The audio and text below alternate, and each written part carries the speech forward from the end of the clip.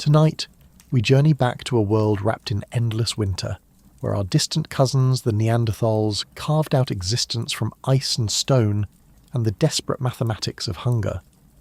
Now close your eyes, feel the weight of glacier-heavy skies, taste the metallic bite of air so cold it burns your lungs. This is Europe, 60,000 years ago, and the ice has been advancing for millennia. The world our Neanderthal cousins knew was not the green, abundant Earth we inhabit today. It was a realm of perpetual twilight, where survival was measured not in years, but in the precious calories that could be wrested from a landscape that offered little mercy. What did they eat? These hardy souls who persisted through ice ages that would have broken lesser spirits. The answer is written in bone and tooth, in the chemical signatures locked within ancient remains, in the careful archaeology of hearths gone cold for tens of thousands of years. It is a story of remarkable adaptability, of intelligence applied to the most fundamental challenge of existence, finding enough food to see another dawn. Picture, if you will, a Neanderthal family huddled around their fire as winter deepens outside their cave. The woman, let us call her Ara, traces patterns in the ash while her mate Kuln works flint with practiced hands. Their children sleep fitfully, bellies only half full despite the day's hunt. In the shadows beyond the firelight, hunger prowls like a wolf, patient and eternal. This was the fundamental reality of Neanderthal existence. They lived always on the precipice of starvation. Modern humans require roughly 2,500 calories per day to maintain health. But Neanderthals, with their robust builds and the enormous energetic demands of surviving in Ice Age Europe, needed far more, perhaps 4,000 calories daily, with pregnant women and nursing mothers requiring even more. To understand what they ate, we must first understand what it meant to be hungry in a world where the next meal was never guaranteed. Hunger was not the gentle rumbling of a modern stomach between lunch and dinner.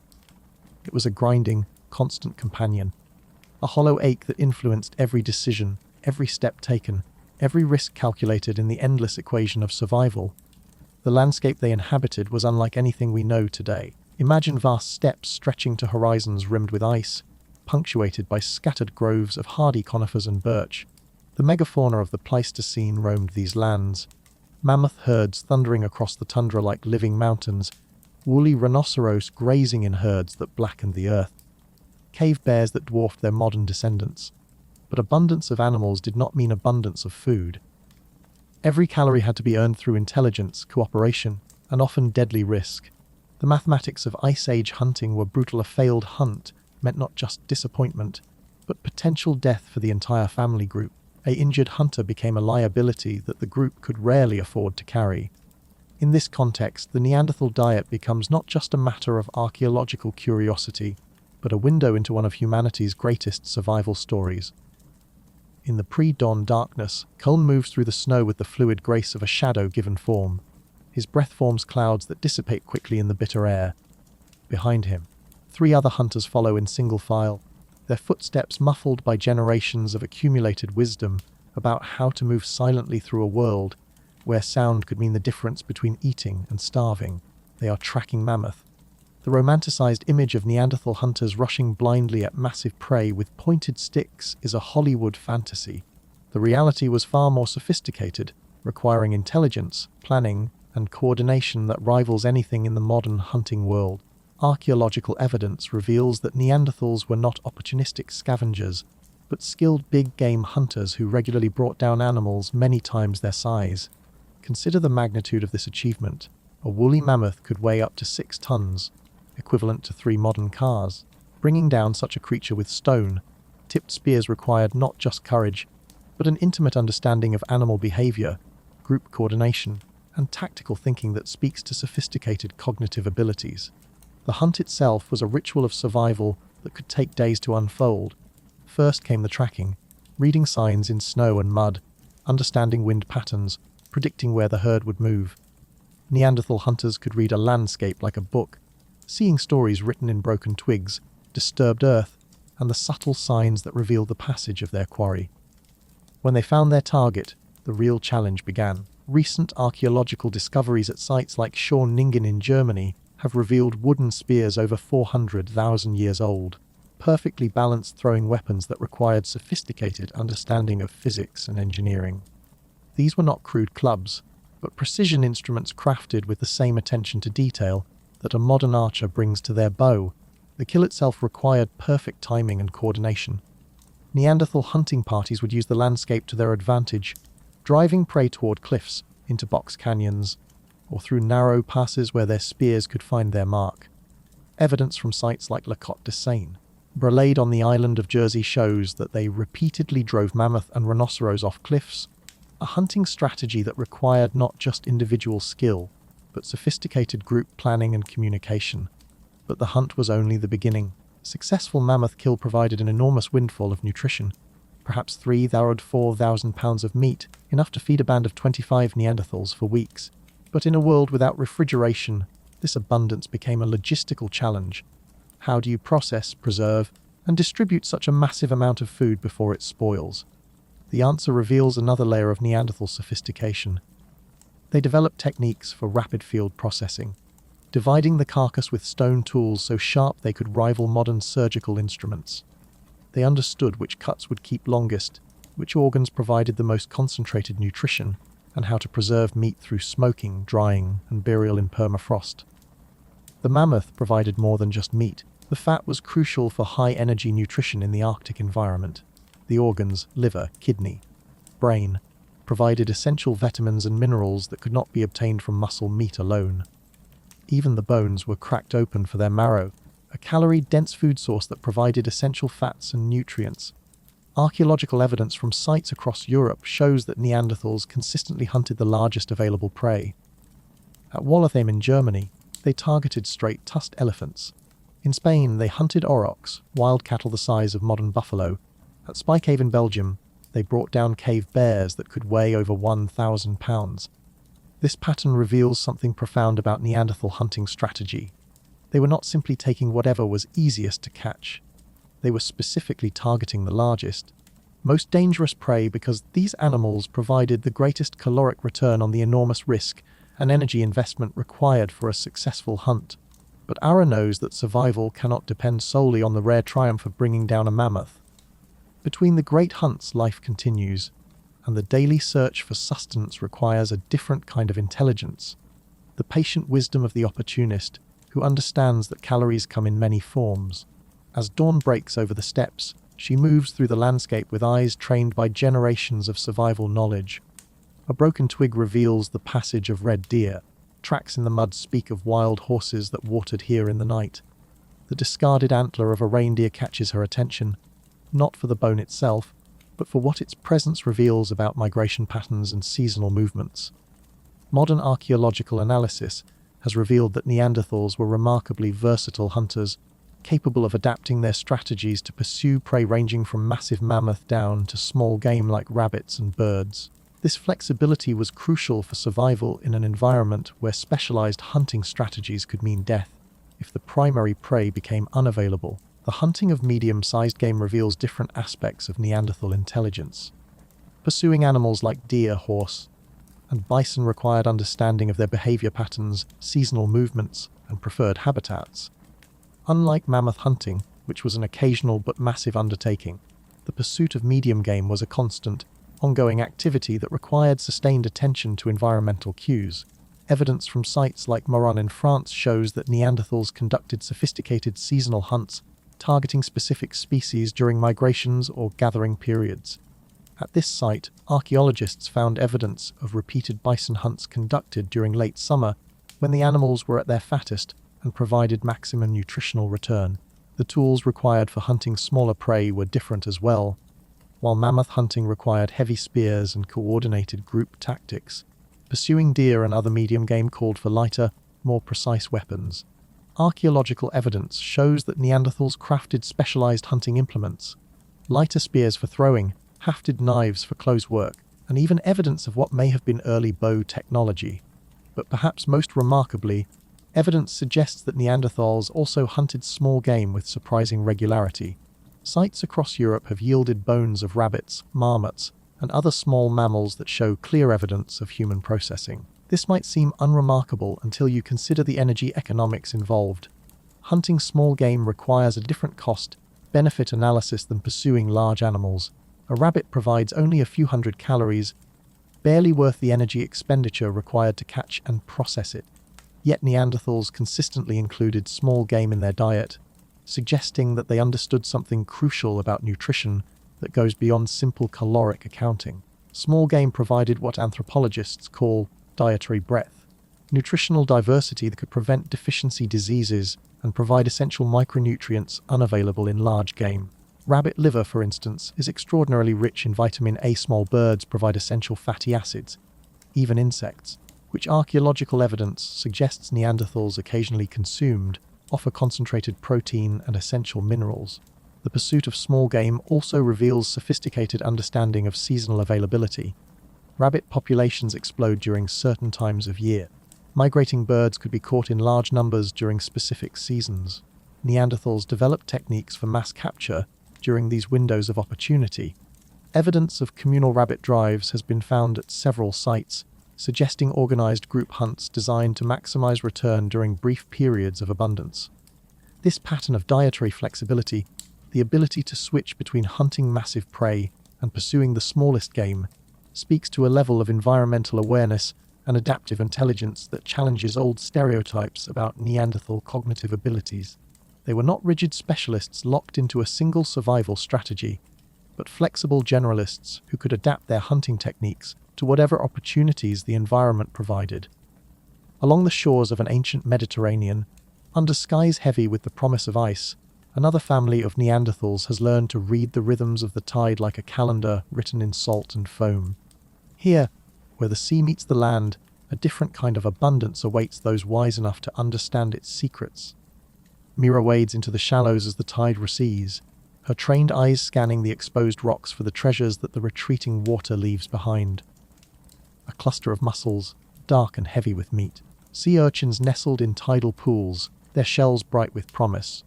The silvery flash of a fish trapped in a shallow depression, thrashing weakly as the water abandons it to her skilled hands. For decades, archaeologists believed that coastal resources played little role in Neanderthal subsistence. The evidence was simply not there, or so it seemed. But recent discoveries have revolutionized our understanding of Neanderthal maritime adaptations, revealing sophisticated relationships with coastal environments that date back over 100,000 years.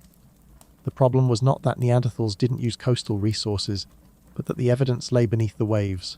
During the Ice Age, sea levels were 400 feet lower than today. The coastlines where Neanderthals lived and foraged are now submerged beneath fathoms of modern ocean. Only at a few special sites, where ancient shorelines have been preserved through geological chance, can we glimpse this hidden chapter of their survival story. At Bajondlo Cave in Spain, archaeologists have uncovered evidence of Neanderthal coastal foraging dating back 150,000 years.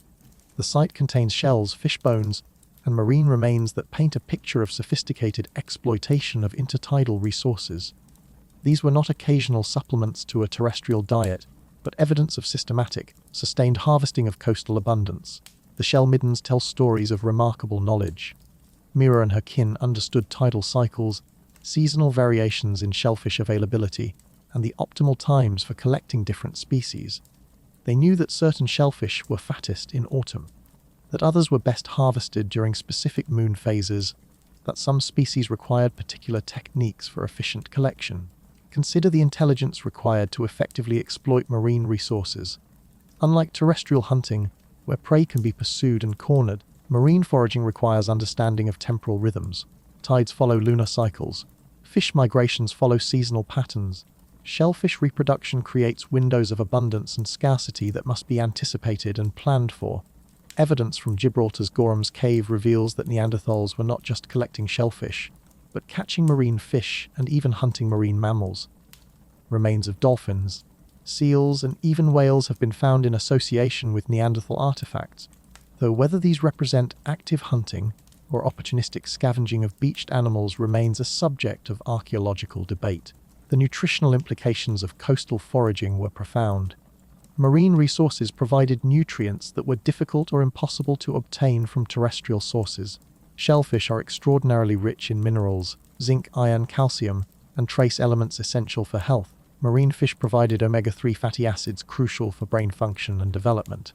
Perhaps most importantly, coastal resources provided a buffer against the feast or famine cycles that characterized terrestrial hunting. While mammoth hunts might succeed or fail dramatically, the shoreline provided a more predictable, if labor-intensive, source of nutrition. During the harsh winters when large game was scarce, Neanderthal families could turn to the sea for sustenance. The tools required for coastal foraging were different from those used in terrestrial hunting. Archaeological evidence suggests that Neanderthals developed specialized implements for marine exploitation, pointed tools for prying shellfish from rocks, cutting implements optimized for processing fish, containers for carrying water, heavy marine resources back to camp. But coastal foraging required more than just tools and knowledge, it required courage. The intertidal zone is a dangerous place where unexpected waves can sweep the unwary to their deaths, where slippery rocks can cause fatal falls, where the margin between success and disaster is measured in moments of inattention. Yet Neanderthals mastered these challenges, developing techniques for safe and efficient coastal foraging that sustained them for tens of thousands of years. They learned to read wave patterns, to anticipate the sea's moods, to work efficiently in the narrow windows of opportunity that the tide provided.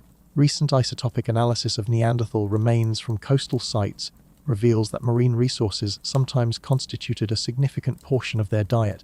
These were not occasional supplements, but sustained exploitation of coastal abundance that required sophisticated knowledge, specialized tools, and considerable courage. As Mira returns to the cave with her harvest, her hands raw from the cold water and sharp shells, she carries more than food. She carries the accumulated wisdom of countless generations who learned to read the sea's rhythms, to time their foraging with the moon's phases, to find sustenance where others saw only barren rock and dangerous waves. In the pale light of early summer, when the brief respite from winter's grip allows life to burst from the previously frozen earth, Ara moves through the landscape with the focused attention of a physician making rounds in nature's pharmacy. Her eyes, trained by generations of inherited knowledge, recognize patterns invisible to the uninitiated, the subtle differences between edible and poisonous, the optimal timing for harvest, the hidden treasures that the plant world offers to those wise enough to seek them. Here, beneath the canopy of a birch grove, wild garlic pushes through the leaf litter, its pungent scent promising both flavor and medicine. There, along the stream bank, wild onions cluster like small pale flames. In the shadow of fallen logs, mushrooms emerge with their complex promises of nourishment and risk. For many years, the narrative of Neanderthal subsistence was dominated by the image of these ancient humans as pure carnivores, dedicated hunters who ignored the plant world entirely. This view was shaped partly by the archaeological record, where plant remains preserved poorly compared to the enduring evidence of bones and stone tools, but also by cultural bias, the assumption that, primitive, peoples must have lived simply, focusing on the most obvious protein sources while lacking the sophistication to exploit the subtle complexity of plant foods. Recent archaeological breakthroughs have shattered this simplistic picture. Using new techniques for detecting microscopic plant remains, analyzing dental calculus, and identifying starch grains preserved on stone tools, scientists have revealed that Neanderthals possessed sophisticated knowledge of plant foods that rivaled that of any hunter-gatherer society in the historical record.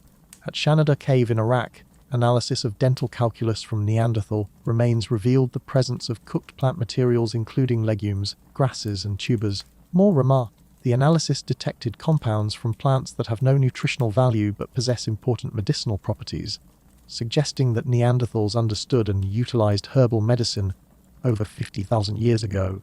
The plant foods available to Ice Age Neanderthals were different from modern cultivated varieties, but the landscape offered remarkable diversity for those who knew where to look. Archaeological evidence suggests they harvested root vegetables like wild parsnips and ground nuts, collected nuts from hardy trees like hazelnuts and pine nuts, and gathered berries during the brief summer seasons when they were available.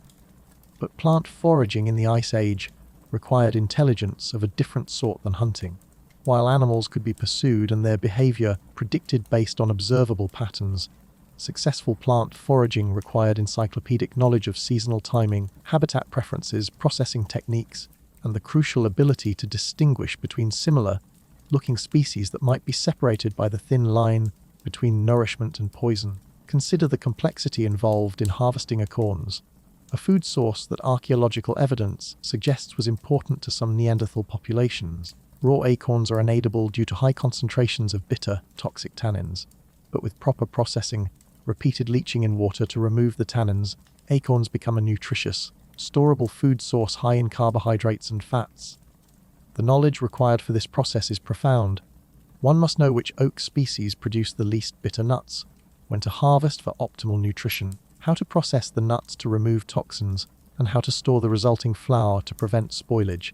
Archaeological evidence from several European sites suggests that Neanderthals possessed this knowledge and regularly processed acorns as a dietary staple. Even more remarkably, evidence from El Sidrón cave in Spain revealed that Neanderthals were consuming plants with no nutritional value but significant medicinal properties.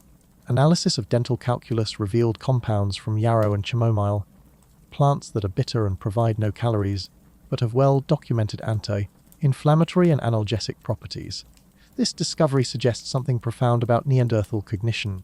They possessed not just knowledge of food plants, but understanding of herbal medicine. They could distinguish between plants that provided nutrition and plants that provided healing, and they deliberately consumed bitter, unpalatable herbs for their therapeutic benefits. The seasonal nature of plant foods also required sophisticated planning and storage strategies. Unlike meat, which could be consumed immediately or preserved for short-term storage, plant foods often required processing for long-term preservation. Nuts had to be dried and stored in conditions that prevented mold and insect infestation. Berries had to be dried or processed into concentrated forms that could survive the winter months. Archaeological evidence suggests that Neanderthals developed techniques for food storage that required understanding of moisture control, temperature regulation, and protection from pests. Storage pits lined with stones and bark have been found at several sites, along with evidence of fire, dried foods that could be preserved for months. The plant knowledge of Neanderthals also extended to non-food users. Evidence suggests they used plant materials for medicine, for crafting tools and containers, and even for personal hygiene. Birch bark was used to create containers and possibly as a source of birch tar for hafting tools. Various plants provided materials for cordage, basketry, and other essential technologies. Perhaps most remarkably, recent analysis has suggested that Neanderthals may have used plants to self-medicate for specific ailments. The individual from El Sidrón cave who consumed yarrow and chamomile also showed evidence of a dental abscess, a painful condition for which these herbs would have provided genuine relief. As Ara processes her day's harvest, grinding nuts between stones worn smooth by generations of use, mixing dried berries with rendered fat to create concentrated nutrition bars, she embodies knowledge that took millennia to develop. Her understanding of the plant world represents one of humanity's earliest scientific achievements. The systematic classification and utilization of natural resources based on careful observation and accumulated wisdom. The green pharmacy of the Ice Age required no less sophistication than modern botanical science.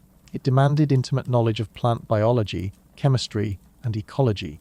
It required understanding of seasonal cycles, habitat preferences, and processing techniques.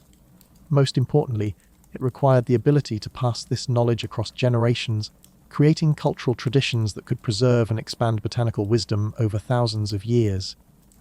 In the hushed cathedral of an ancient forest, where shafts of pale sunlight filter through canopies that have stood since before the ice began its retreat, Cole moves with the patient attention of one who understands that the forest's greatest treasures often hide in shadow. His eyes scan the base of rotting logs, probe the spaces beneath fallen leaves, search the hidden places where decay transforms into sustenance.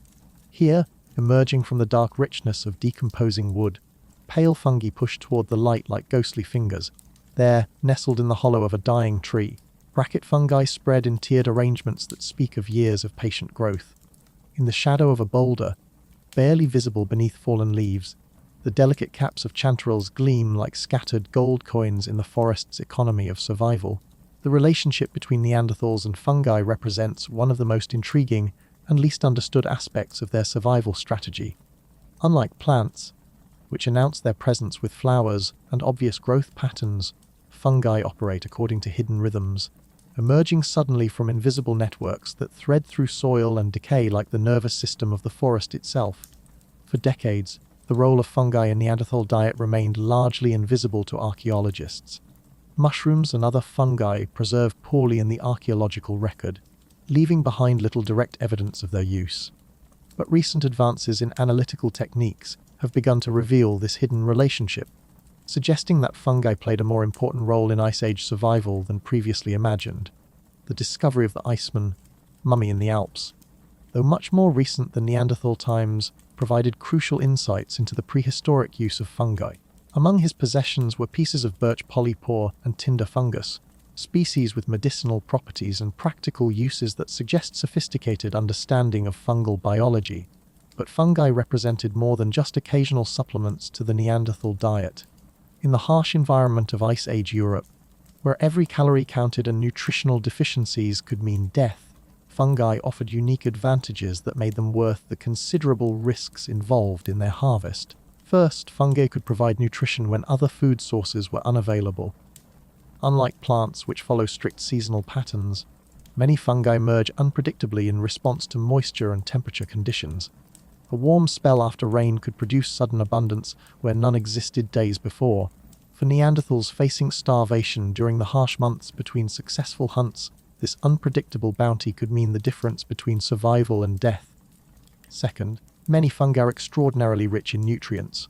Some species contain complete proteins with all essential amino acids. Others are rich in B vitamins, particularly B12, which is difficult to obtain from plant sources. Certain fungi contain compounds that boost immune function, crucial for populations living on the edge of survival, where illness could cascade into catastrophe. But the harvest of wild fungi required knowledge that was both extensive and precise. The difference between edible and deadly could be measured in subtle variations of color, texture, and growing conditions that required years of training to recognize reliably. A mistake in identification could kill not just the forager, but anyone who shared the mistaken harvest. Archaeological evidence suggests that Neanderthals possessed this dangerous knowledge. Microscopic analysis of sediments from occupation sites has revealed spores from various fungal species, including some that are edible only when properly processed. This suggests not just occasional experimentation, but systematic knowledge of fungal identification and preparation techniques. The seasonal patterns of fungal emergence would have required careful attention and memory. Unlike annual plants, which follow predictable yearly cycles, fungi respond to complex interactions of temperature, moisture, and substrate conditions. Successful fungal foraging required understanding these subtle relationships, knowing where certain species were likely to emerge, what conditions favored their growth, and when to return to previously productive sites. Some fungi required specialized processing to be safely consumed. Many species that are toxic when raw become safe and nutritious when properly cooked. Others require specific preparation techniques, repeated boiling and water changes to remove toxins, or fermentation to break down harmful compounds. The knowledge required for these processes represents sophisticated understanding of fungal biochemistry that rivaled the botanical knowledge of historical hunter-gatherer societies.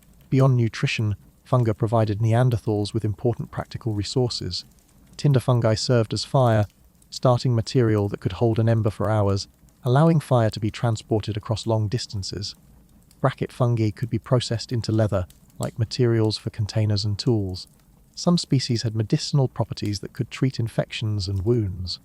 The medicinal use of fungi represents perhaps the most sophisticated aspect of Neanderthal fungal knowledge. Certain fungi contain compounds with proven antibiotic, antiviral, and anti-inflammatory properties. The deliberate consumption of bitter, non-nutritious fungi for medicinal purposes would have required understanding that the temporary discomfort of consuming unpalatable medicine could provide longer-term health benefits.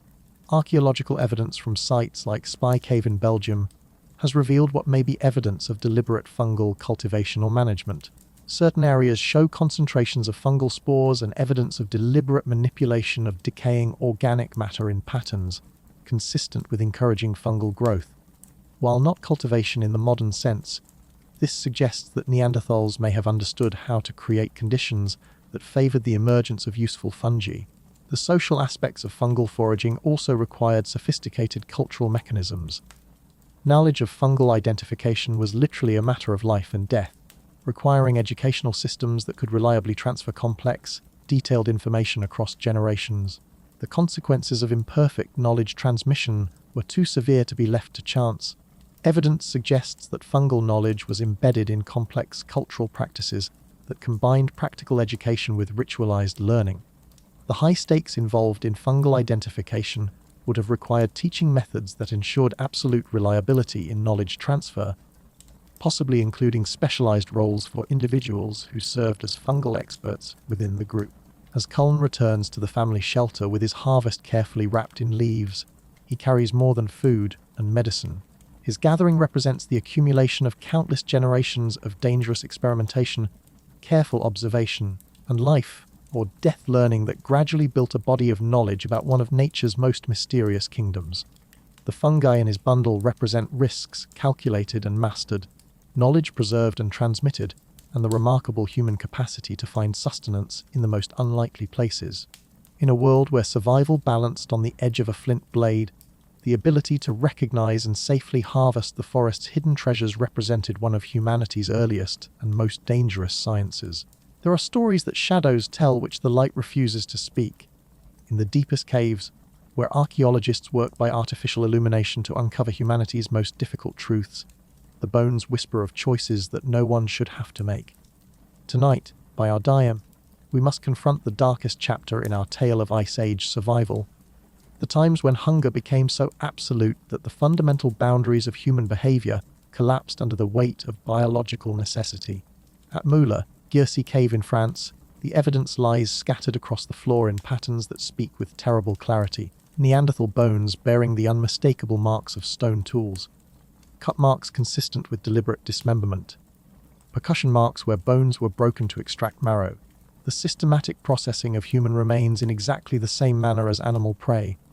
The bones tell a story that no one wanted to believe, but which the evidence makes undeniable. Sometimes, when the world became too cold, when the hunts failed repeatedly, when winter stretched beyond the limits of stored food and human endurance, Neanderthals made the unthinkable choice to survive by consuming the flesh of their own kind. This is not a story we tell to sensationalize or horrify. It is a story we tell because it reveals something profound about the human condition, about the terrible mathematics of survival when all other options have been exhausted. It speaks to the lengths that intelligence will go to preserve itself, and to the moral complexity that emerges when the choice is not between right and wrong, but between survival and extinction. The archaeological evidence for Neanderthal cannibalism is found at sites across Europe, from Spain to Croatia to France. At each location, the pattern is similar: human bones processed with the same systematic efficiency that characterizes the processing of animal prey. But this evidence must be interpreted carefully, because cannibalism among early humans took different forms with different motivations and different moral implications. Mortuary cannibalism, the ritual consumption of deceased community members as part of burial practices, represents one form of this behavior. In some cultures, consuming the flesh of revered elders or fallen warriors was seen as a way of absorbing their strength or ensuring their spiritual continuation within the community. This practice, while disturbing to modern sensibilities, operated within structured cultural frameworks that maintained social cohesion and meaning. But the evidence from sites like Moula, Giercy suggests something different and more troubling: survival cannibalism, the consumption of human flesh driven purely by nutritional necessity. The bones show evidence of systematic butchering that mirrors the processing of animal carcasses, suggesting that human flesh was being treated as food rather than as part of ritual practice. The individuals whose remains show evidence of cannibalistic processing include adults and children, males and females, suggesting that when the practice occurred, it was driven by desperate hunger rather than selective cultural rules. The bones show evidence of marrow extraction, suggesting that every possible calorie was being extracted from the human remains, the behavior of people facing starvation rather than engaging in ritual practice. To understand how such practices could emerge, we must remember the brutal mathematics of Ice Age survival. A family group of Neanderthals might require 75,000 calories per day to maintain health during winter months. A failed mammoth hunt could mean the difference between abundance and starvation. When stored food ran out and game became unavailable, the choice was not between moral and immoral options. It was between consuming available protein or watching the entire group die of starvation. The decision to engage in cannibalism would not have been made lightly. Neanderthals lived in small, closely knit family groups where every individual represented accumulated knowledge, emotional bonds, and reproductive potential crucial for group survival. The choice to consume a deceased group member would have represented the collapse of normal social relationships under the absolute pressure of biological necessity. Archaeological evidence suggests that when cannibalism occurred, it was often associated with evidence of extreme environmental stress. Climate data from the periods when cannibalistic sites were occupied often show evidence of particularly harsh conditions. Extended cold periods, volcanic winters, or ecosystem collapses that would have made normal hunting and foraging impossible. The psychological and social cost of such practices would have been enormous. Neanderthals showed evidence of emotional bonds with their deceased. They buried their dead, sometimes with grave goods, and showed behaviors consistent with grief and mourning. The decision to consume human flesh would have required overriding these deep emotional and social bonds in favor of biological survival. Yet the evidence suggests that when cannibalism occurred, it was practiced with the same systematic efficiency that characterized Neanderthal tool making and hunting. The bones show evidence of careful processing, complete utilization of available nutrition, and techniques that maximized caloric extraction. This suggests that even in extremis, Neanderthal behavior was guided by intelligence and efficiency rather than mindless desperation. Some sites show evidence that suggests the practice may have been limited to consuming individuals who had already died from other causes, disease, injury, or exposure, rather than involving the deliberate killing of healthy group members. This distinction is crucial for understanding the moral framework within which such practices occurred. Using the flesh of the already dead to prevent the starvation of the living represents a different category of moral choice than killing for food. The evidence from El Sidrón cave in Spain provides a particularly haunting glimpse into one such episode. The remains of 12 Neanderthals, adults, adolescents, and children, show clear evidence of systematic processing for consumption. But genetic analysis revealed that the individuals were related, members of the same extended family group. The story these bones tell is one of almost unimaginable tragedy. Perhaps a landslide or sudden climate event trapped the group in the cave. Perhaps disease struck the community during a harsh winter when no outside help was available. Whatever the cause, at some point the survivors made the decision that consuming the flesh of their dead relatives was preferable to joining them in death. The children's bones bear the same processing marks as the adults, suggesting that in the face of absolute necessity, even the strongest cultural taboos, the protection of children, the reverence for family members, could be overridden by the biological imperative for survival. Yet even in this darkest chapter of the Neanderthal story, we see evidence of their fundamental humanity. The bones show evidence of careful, systematic processing, but they also show signs that the bodies were handled with a degree of care that suggests conflicted emotions. Some bones show evidence of what may have been ritualized treatment, patterns of breakage and disposal that suggest the practice was embedded within cultural frameworks designed to maintain some semblance of meaning in the face of unthinkable necessity. Modern studies of survival cannibalism in extreme situations, airplane crashes in remote areas, Arctic expeditions gone wrong, sieges during wartime, reveal consistent psychological patterns.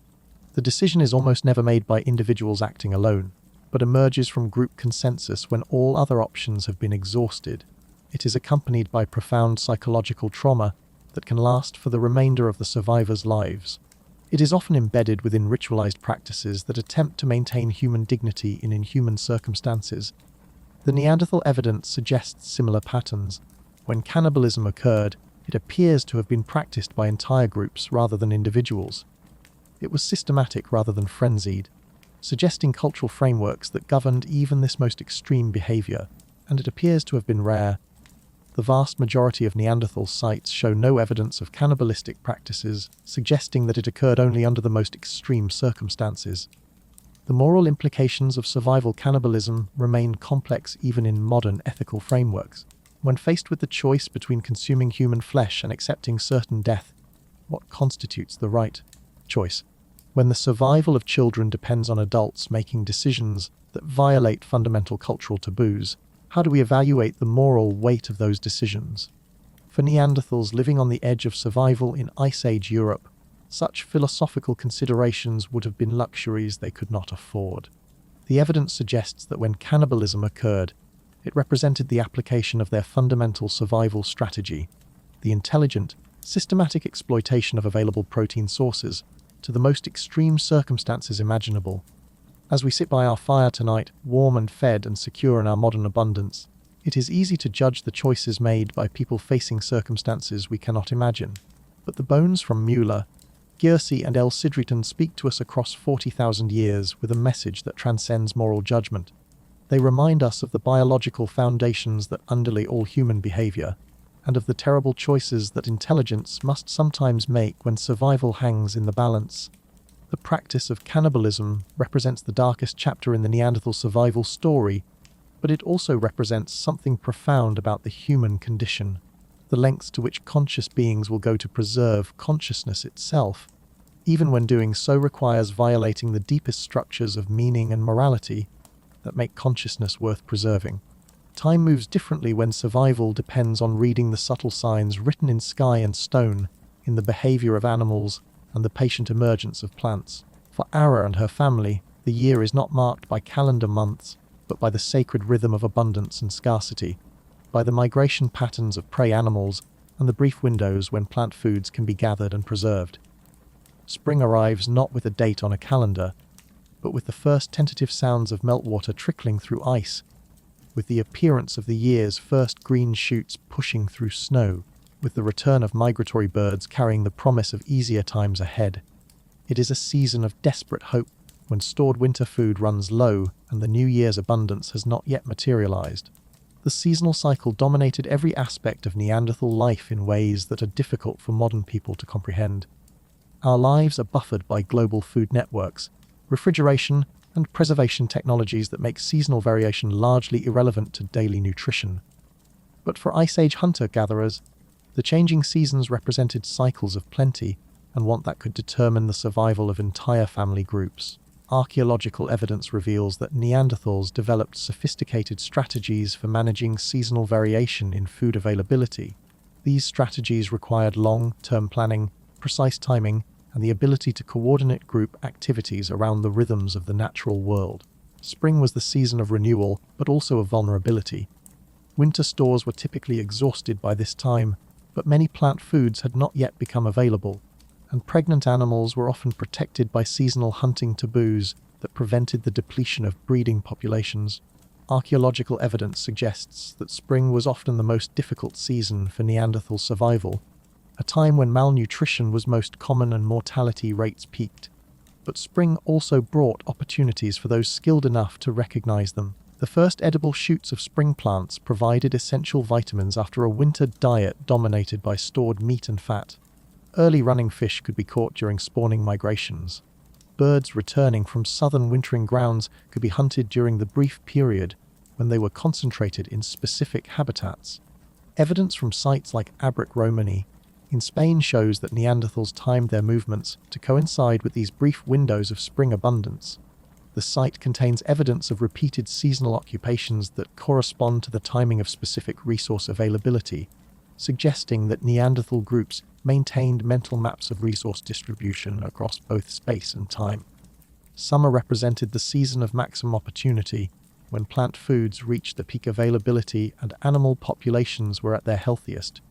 But summer abundance came with its own challenges: how to take maximum advantage of brief periods of plenty, and how to preserve surplus food for the lean months ahead. Archaeological evidence reveals sophisticated summer strategies that maximized resource extraction during peak availability periods. Mass processing sites show evidence of communal hunting during animal migrations, when entire herds could be taken in coordinated drives. Berry drying stations show evidence of systematic processing of plant foods for long-term storage. The summer months also represented the optimal time for the most dangerous hunting activities. Mammoth hunting typically occurred during summer, when the animals were at their fattest, and the weather conditions allowed for the extended tracking and processing activities that successful hunts required. Evidence from kill sites shows that summer mammoth hunts were often communal activities involving multiple family groups working together. Summer was also the season for tool making and equipment maintenance. The warmer weather and longer days provided optimal conditions for the time. Intensive activities required to maintain the stone tools, wooden implements, and other equipment that survival required. Archaeological evidence shows that many Neanderthal sites contain workshops where extensive tool manufacturing took place during summer months.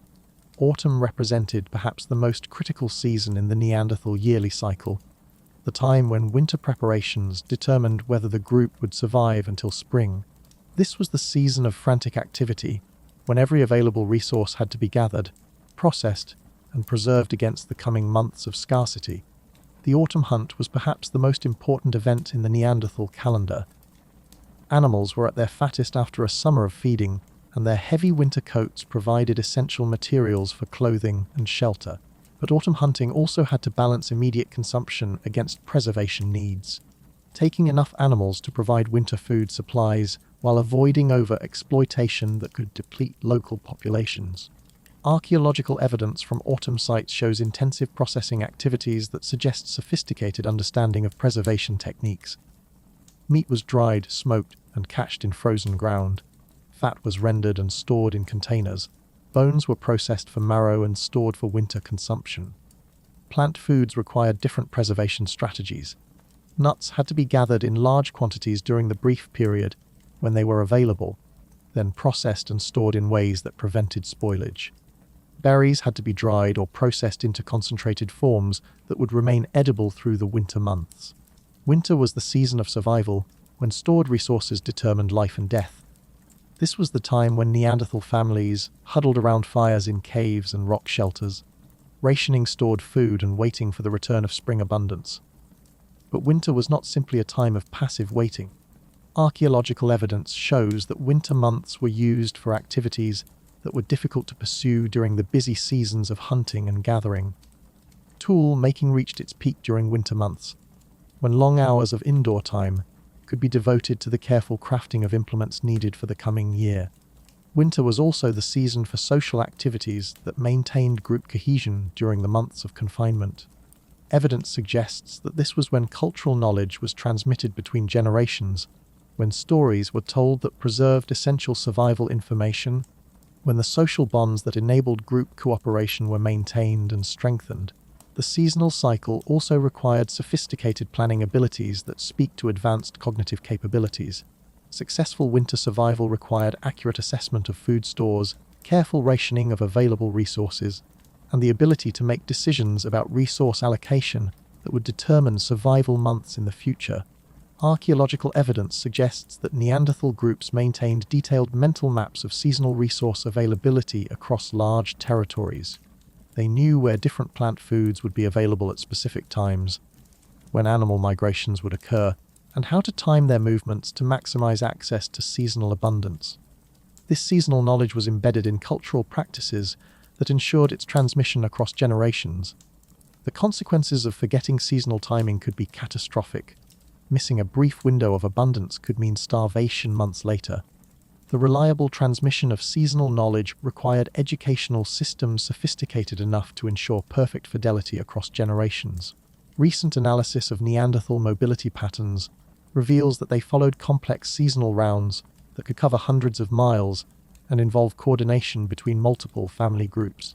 These rounds required not just knowledge of resource distribution, but sophisticated social mechanisms for sharing information about changing conditions across large territories.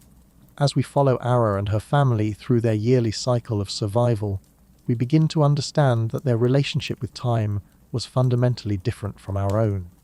They lived not in the linear progression of modern time, but in the circular rhythm of seasons, a rhythm that connected them intimately with the natural world and required forms of intelligence that we have largely forgotten. Their survival depended on their ability to read time in the behavior of animals, the growth patterns of plants, the subtle changes in weather that announced seasonal transitions. They lived not just in space, but in time, masters of the temporal dimension of survival, who understood that the right action at the wrong time could be as fatal as no action at all. In the flickering light of the cave fire, Colm's hands move with the practiced precision of a surgeon, though his patient is not flesh but flint. Each strike of the hammerstone is calculated, the angle exact, the force perfectly modulated to propagate fractures through the crystalline structure of the stone in patterns that have been refined across hundreds of thousands of years of human innovation. The tool that emerges from this ancient dance of percussion and pressure is more than a simple cutting implement. It is accumulated intelligence made manifest in stone. the crystallization of countless generations of experimentation, failure, and gradual improvement. In Cohn's hands, this razor-sharp flake becomes an extension of human will, a means of transforming the potential energy locked within animal carcasses into the kinetic energy of survival. The story of Neanderthal food acquisition cannot be told without understanding their mastery of stone tool technology. Every calorie they extracted from their environment, whether from mammoth carcasses or tiny shellfish, from tough plant roots or delicate fungi, depended ultimately on their ability to craft tools that could cut, scrape, pierce, and process the raw materials of survival. Modern analysis of Neanderthal stone tools reveals technological sophistication that challenges old assumptions about their cognitive abilities. These were not crude choppers hammered from random rocks, but precision instruments crafted according to sophisticated design principles that maximized cutting efficiency while minimizing material waste. The Levallois technique, perfected by Neanderthals across Europe and the Middle East, represents one of humanity's earliest examples of systematic technological planning. The method required the toolmaker to envision the final product before beginning work, then systematically prepare the stone core through a series of precisely placed blows that would allow the desired flake to be removed in a single, controlled strike. Each tool type served specific functions in the complex process of food acquisition and processing. Bifaces, symmetrical tools napped on both sides, served as general-purpose implements for initial butchering of large carcasses. Their design principles reveal sophisticated understanding of cutting mechanics, with edge angles optimized for different types of cutting tasks. Scrapers, with their steep working edges, were specialized for processing hides and extracting meat from bones. The careful shaping of these tools shows that Neanderthals understood the relationship between edge angle and cutting efficiency. Steeper angles for tough scraping tasks, lower angles for delicate filleting work. Points hafted onto wooden spears represent perhaps the most sophisticated aspect of Neanderthal tool technology. Recent analysis has revealed that these tools were not simply sharpened sticks, but complex mechanical systems that required understanding of physics, engineering, and materials science. The points had to be shaped to maximize penetration while minimizing breakage. The hafting had to be strong enough to withstand the enormous forces generated during hunting, while remaining flexible enough to prevent the shaft from snapping on impact. But the sophistication of Neanderthal tool technology extended beyond individual implements to include complete technological systems designed for specific food processing tasks. Archaeological sites reveal evidence of specialized tool kits for different activities. One set of tools for initial butchering of large game, another for processing plant foods, yet another for working hides and other materials. The tools required for processing different types of food reveal intimate knowledge of the specific challenges each food source presented. Marine resources required tools resistant to salt corrosion and capable of precise work on small, delicate prey. Plant processing required implements capable of grinding, cutting, and scraping tough vegetable matter. Each tool type represents solutions to specific engineering problems posed by different food sources. Recent microscopic analysis of tool edges has revealed even more sophisticated aspects of Neanderthal food processing technology. Many tools show evidence of specialized use, microscopic patterns of wear that indicate they were used for specific tasks like bone marrow extraction, hide scraping, or plant processing. Some tools show evidence of regular maintenance and resharpening, suggesting that Neanderthals invested considerable time and effort in maintaining their technological equipment. The production of stone tools also required sophisticated understanding of raw material properties. Different types of stone have different fracture characteristics, hardness levels, and durability properties. Neanderthals became expert at selecting the optimal stone types for different tool functions, and archaeological evidence shows that they sometimes transported high-quality stone materials over considerable distances to access superior raw materials. Obsidian, where available, was prized for its ability to produce edges sharper than modern surgical scalpels. Flint was valued for its durability and predictable fracture patterns. Quartzite provided tools that maintained their edges well under heavy use. The selection of appropriate materials for different tool types reveals systematic understanding of the relationship between material properties and tool performance. The hafting of stone tools onto wooden handles represents another level of technological sophistication. Archaeological evidence shows that Neanderthals used complex adhesives made from birch tar to attach stone points to wooden shafts. The production of birch tar requires sophisticated understanding of pyrolysis, the process of heating organic materials in the absence of oxygen to produce tar and other useful compounds. Recent experimental archaeology has revealed that producing birch tar requires precise control of temperature and oxygen flow over extended periods. The process is complex enough that it requires either extensive trial and error learning or transmission of detailed technical knowledge across generations. The fact that Neanderthals routinely produced high-quality birch tar suggests sophisticated technical traditions that could preserve and transmit complex procedural knowledge. The wooden components of Neanderthal tools, though rarely preserved, represent equally sophisticated technology. The spears from Schorningen, dating to over 400,000 years ago, show evidence of careful wood selection, sophisticated shaping techniques, and understanding of the mechanical properties required for effective hunting implements. These spears were not simply sharpened sticks, but carefully engineered projectiles with aerodynamic properties that maximized range and accuracy. They were balanced like modern javelins, with centers of gravity positioned to optimize flight characteristics. They were made from selected wood types that provided optimal combinations of strength, flexibility, and weight. The social implications of Neanderthal tool technology are equally important. The production of sophisticated stone tools required considerable time investment and specialized knowledge. Not everyone in the group could be an expert toolmaker, suggesting division of labor and specialization within Neanderthal communities. Archaeological evidence suggests that some individuals served as specialists in tool production, creating implements not just for their own use but for other group members. This specialization would have required social mechanisms for distributing the products of specialized labor, early forms of economic exchange that reveal sophisticated social organization. The transmission of toolmaking knowledge across generations also required educational institutions sophisticated enough to preserve and transmit complex technical information. The precision required for advanced stone tool production could not be learned through casual observation. It required dedicated teaching and extensive practice under expert supervision. Recent analysis of learning curves in stone tool production suggests that achieving expertise required years of dedicated practice. Archaeological sites sometimes contain evidence of learning sequences, collections of failed attempts and practice pieces that reveal how novice toolmakers gradually develop the skills required for expert production.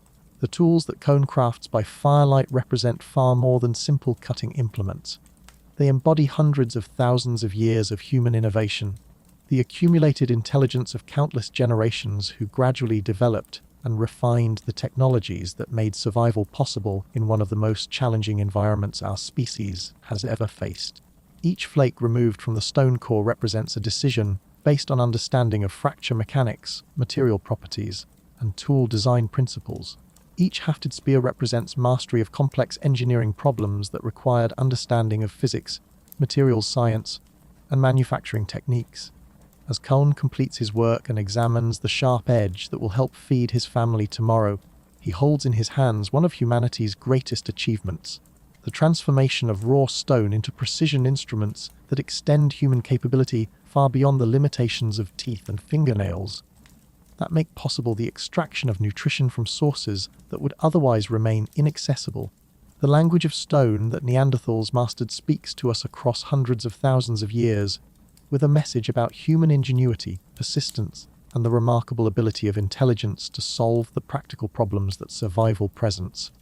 In their tools, we see not primitive technology, but the sophisticated engineering solutions of a species that refused to accept the limitations that the natural world imposed upon them. Around the great hearth in the deepest chamber of the cave, where the stone walls hold and amplify the warmth of the fire, the extended family gathers as they have for countless generations. The successful mammoth hunt 3 days past has provided abundance that transforms the usual careful rationing of resources into something approaching celebration. Children who had grown thin during the lean weeks now have round bellies and bright eyes.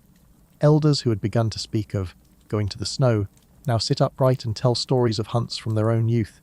This scene, repeated countless times across Ice Age Europe, reveals a fundamental truth about Neanderthal survival. It was never a solitary endeavor, but a community achievement that required sophisticated cooperation, resource sharing, and social organization that challenges simple stereotypes about primitive human behavior.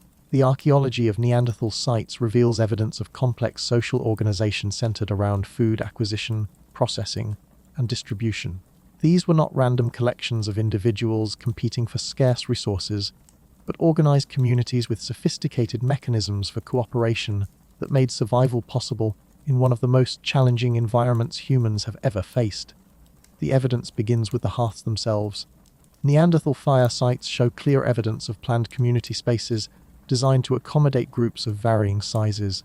The central hearths were positioned to maximize heat distribution while providing adequate space for food processing, tool manufacture, and social interaction. The careful construction of these communal spaces reveals forethought and planning that speaks to sophisticated understanding of group dynamics and social needs. Around these hearths, the debris of daily life tells stories of resource sharing and cooperative food processing. Bone assemblages show evidence that large game was systematically butchered and distributed according to patterns that ensured all group members received appropriate nutrition. Cut marks on bones reveal specialized processing techniques that maximized nutritional extraction while ensuring that different cuts were distributed to meet the varying needs of group members. The hunting of large game required cooperation that went far beyond simple group coordination. Archaeological evidence from mammoth kill sites reveals sophisticated hunting strategies that required precise timing, coordinated movement, and the ability to execute complex tactical plans under extremely dangerous conditions. At sites like Leringen in Germany, evidence suggests that mammoth hunting involved elaborate preparation phases where hunting groups coordinated their activities across days or weeks.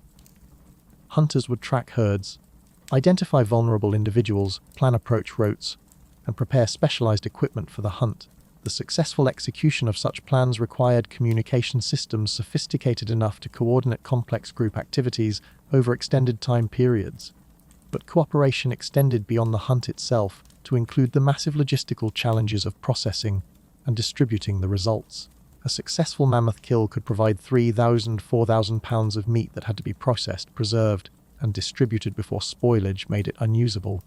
This required sophisticated understanding of meat processing techniques, preservation methods, and social mechanisms for ensuring equitable distribution.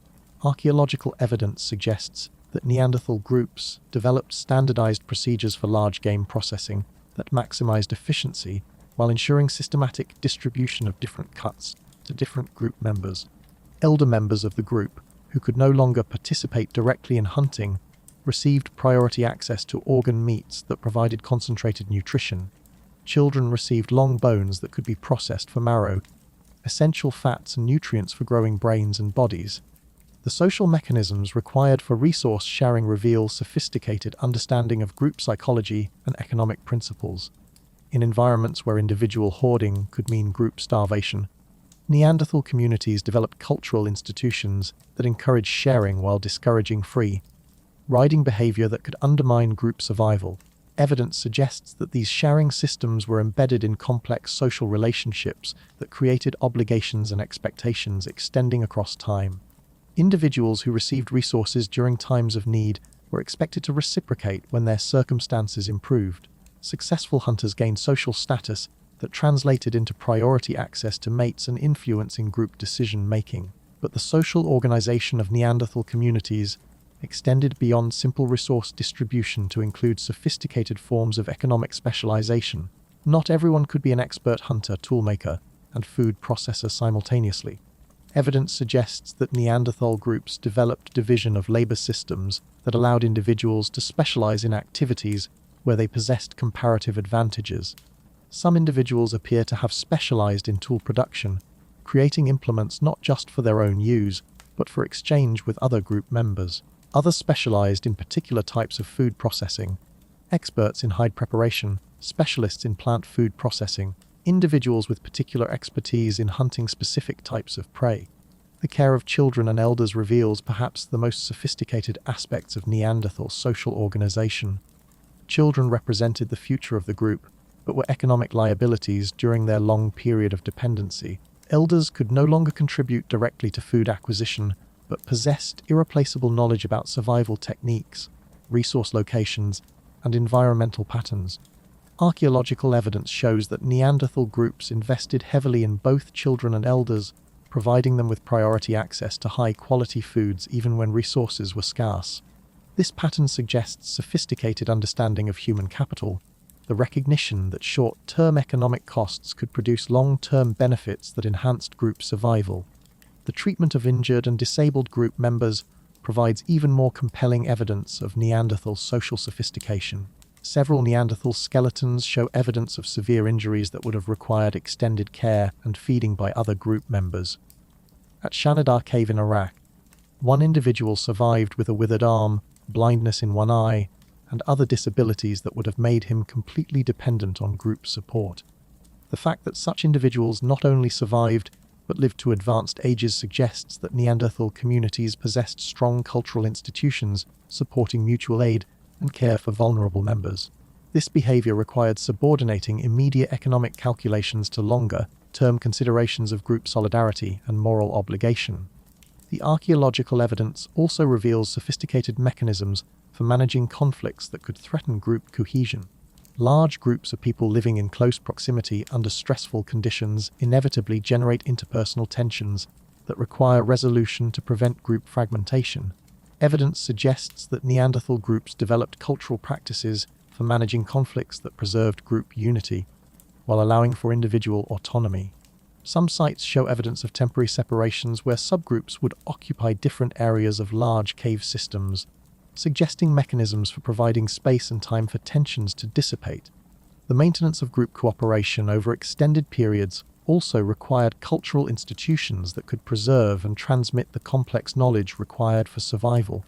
The techniques required for successful mammoth hunting, sophisticated tool production, and plant food processing could not be learned through individual experimentation. They required educational systems that could reliably transmit complex information across generations. Archaeological evidence suggests that Neanderthal communities developed formal and informal educational institutions that ensured knowledge transmission.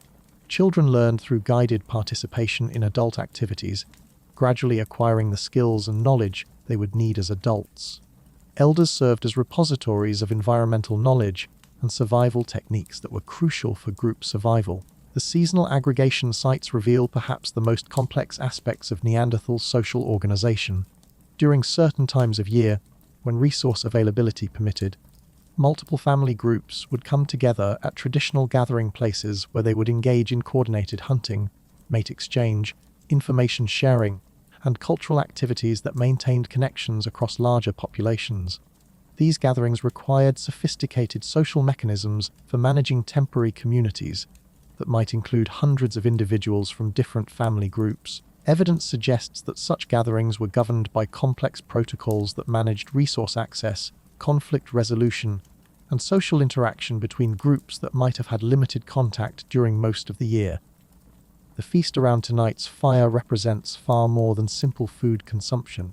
It embodies the sophisticated social institutions that made Neanderthal survival possible, the mechanisms for cooperation, resource sharing, and mutual support that allowed small groups of humans to persist in one of the most challenging environments our species has ever faced.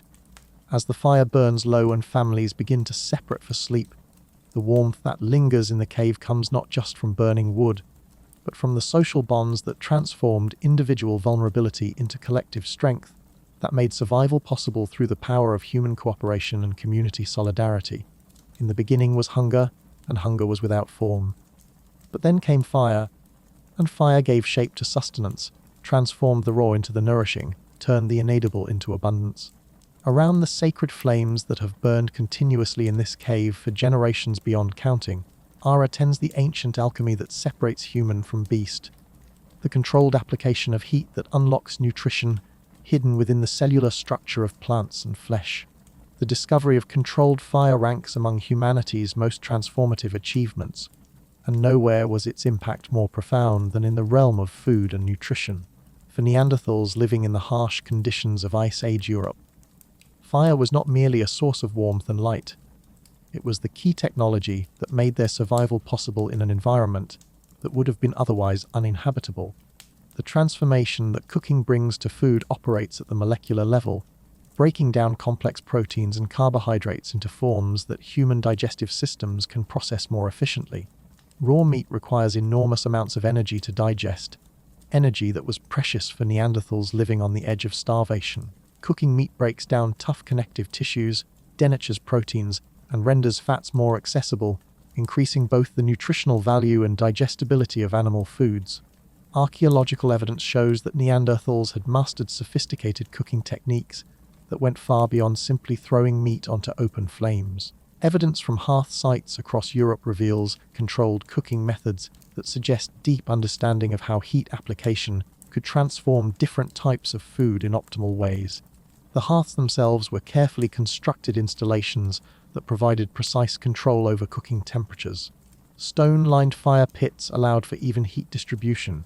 Carefully arranged stone platforms provided cooking surfaces that could maintain steady temperatures for extended periods. Evidence of ember cooking, burying food in hot coals, shows that Neanderthals understood how to use residual heat for slow, gentle cooking that maximized nutritional extraction. Different foods require different cooking approaches, and archaeological evidence suggests that Neanderthals developed specialized techniques for optimizing the preparation of various food sources. Large game required different treatment than small animals. Plant foods needed processing techniques that could break down tough cellular structures while preserving essential nutrients. The cooking of plant foods reveals particularly sophisticated understanding of food chemistry.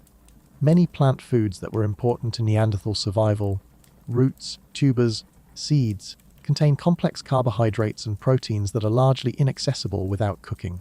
Heat breaks down these complex molecules into simpler forms that human digestive systems can process, dramatically increasing the nutritional value of plant foods. Evidence from sites like Kizim Cave in Israel shows that Neanderthals regularly cooked plant foods using techniques that suggest sophisticated understanding of optimal preparation methods.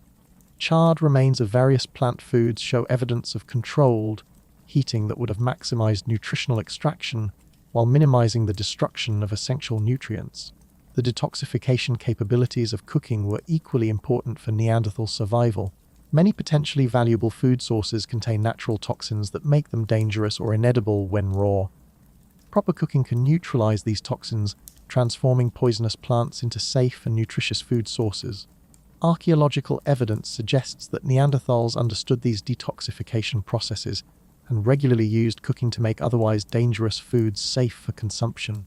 Certain nuts, roots, and even some fungi that are toxic when raw become safe and nutritious when properly cooked. The knowledge required to distinguish between foods that could be safely consumed raw versus those that required cooking represents sophisticated understanding of plant biochemistry. The social implications of cooking were equally profound.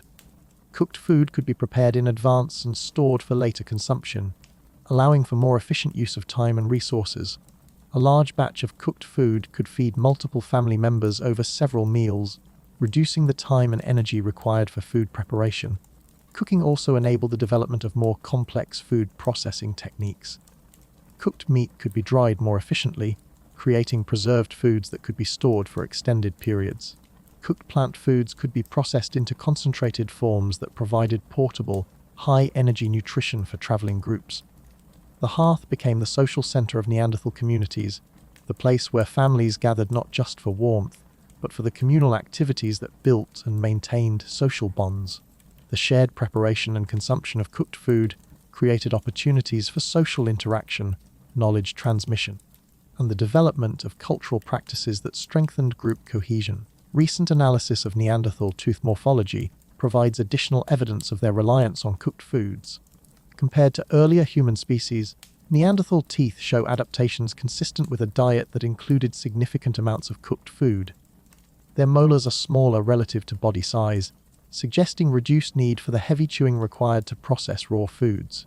The controlled use of fire also enabled Neanderthals to expand their dietary range by making previously inedible foods accessible. Tough root vegetables that would be impossible to digest raw became valuable carbohydrate sources when cooked. Bitter plants that contained valuable nutrients but were unpalatable raw could be made edible through proper cooking techniques. Archaeological evidence from sites like Beech's Pit in England shows that Neanderthals had developed specialized cooking technologies for different types of food processing. Earth ovens, pits lined with hot stones, provided slow, even heating that was optimal for cooking tough plant foods. Raised cooking platforms allowed for different types of heat application depending on the specific requirements of different foods. The mastery of fire technology also enabled Neanderthals to extend their geographical range into environments that would have been uninhabitable without controlled heating. The ability to create warm, comfortable living spaces allowed them to survive in regions where ambient temperatures would have made survival impossible for humans without fire technology. But fire technology came with its own challenges and risks. Maintaining fires required constant attention and considerable fuel resources. In environments where wood was scarce, Neanderthals had to develop alternative fuel sources. Animal fat, dried dung, and even bones could be burned when wood was unavailable. The social organization required to maintain continuous fires reveals sophisticated cooperative behaviors. Evidence suggests that Neanderthal groups assigned specific individuals to fire maintenance duties, ensuring that the precious flames never died. The loss of fire during harsh winter conditions could mean death for the entire group, making fire maintenance one of the most critical survival activities. Archaeological evidence also reveals that Neanderthals developed techniques for transporting fire across long distances. Slow-burning materials like fungal tinder could carry embers for hours or even days, allowing groups to relocate while maintaining access to fire technology. This capability was crucial for highly mobile groups that needed to follow seasonal resources across large territories. The control of fire also enabled Neanderthals to extend their active hours beyond the limitations of natural daylight. Firelight allowed for food processing, tool manufacturing, and social activities to continue after dark, effectively extending the productive day and increasing the time available for essential survival activities. Recent experimental archaeology has revealed that many of the food processing techniques used by Neanderthals required precise temperature control that could only be achieved through sophisticated fire management. The production of birch tar for tool hafting, for example, requires maintaining specific temperatures for extended periods, a process that demands expert understanding of combustion principles. The cooking techniques developed by Neanderthals also reveal sophisticated understanding of food safety principles. Proper cooking temperatures eliminate pathogens that could cause food poisoning, a potentially fatal condition for people living without access to modern medical treatment. The consistent use of cooking suggests that Neanderthals understood the relationship between heat treatment and food safety. Evidence from sites like Kebra Cave in Israel shows that Neanderthals developed standardized cooking procedures that ensured consistent results. The arrangement of hearthstones, the placement of cooking surfaces, and the systematic management of fuel sources all suggest established cultural traditions for food preparation that could be reliably transmitted across generations. The alchemy of fire transformed not just individual foods, but the entire relationship between humans and their environment. Cooking enabled Neanderthals to extract maximum nutrition from limited resources, to detoxify potentially dangerous foods, and to preserve surplus food for times of scarcity. It provided the technological foundation that made survival possible in one of the most challenging environments our species has ever faced. As Ara banks the coals for the night, ensuring that tomorrow's fire can be kindled from tonight's embers, she participates in an unbroken chain of fire, tending that stretches back hundreds of thousands of years. The glowing coals that will warm tomorrow's food carry within them the accumulated wisdom of countless generations who learned to transform the raw materials of survival into the cooked abundance that sustained life in the ice-bound world of our ancient past. In the pre-dawn darkness, as the last stars fade into the grey promise of another day spent balancing on the knife's edge between sustenance and starvation, Ara performs the daily ritual that has determined human survival for millennia. With hands that know the weight and feel of every scrap of food in their winter stores, she portions out the day's rations with the precision of a pharmacist dispensing life-saving medicine. Each morsel represents a calculation more complex than any modern accounting, the intricate mathematics of nutrition where calories, proteins, fats, vitamins, and minerals must be balanced against the inexorable demands of bodies, burning through energy at rates that would exhaust modern food supplies in days rather than months. To understand the true achievement of Neanderthal survival, we must appreciate the nutritional challenges they faced daily. Modern humans, with our sedentary lifestyles and climate-controlled environments, require roughly 2,000 to 500 calories per day to maintain health. But Neanderthals, with their robust builds and the enormous energy demands of surviving in Arctic conditions needed substantially more, perhaps 500 calories daily during winter months. These were not simply calories, but calories that had to provide the complete spectrum of nutrients required for human health. Protein for maintaining muscle mass and supporting immune function, fats for brain development and hormone production, carbohydrates for immediate energy, and the complex array of vitamins and minerals that prevent the deficiency diseases that could cripple or kill individuals whose survival margin was already razor thin. The challenge was compounded by the limited food sources available in Ice Age Europe. Unlike modern humans with access to global food networks, Neanderthals had to obtain all their nutritional requirements from the plants and animals available within walking distance of their temporary homes. This constraint required sophisticated understanding of nutritional principles that rivals the knowledge of modern dietitians. Archaeological analysis of Neanderthal dietary remains reveals remarkable nutritional sophistication. Bone isotope studies show that different individuals within the same group often had different dietary signatures, suggesting systematic food distribution that ensured all group members received appropriate nutrition for their specific needs. Pregnant and nursing women received priority access to organ meats rich in iron and folate, nutrients crucial for fetal development and milk production. Children received long bones that could be cracked for marrow, providing the essential fats required for brain development during the critical years of neurological growth. Elders received softer foods that could be easily digested by aging digestive systems. The systematic consumption of organ meats reveals particularly sophisticated nutritional knowledge. While muscle meat provides protein and calories, organs contain concentrated vitamins and minerals that are essential for health, but available in much smaller quantities in other food sources. Liver provides massive doses of vitamin A, iron, and B vitamins. Kidneys are rich in B12 and folate. Brain tissue contains the omega-3 fatty acids essential for neurological function.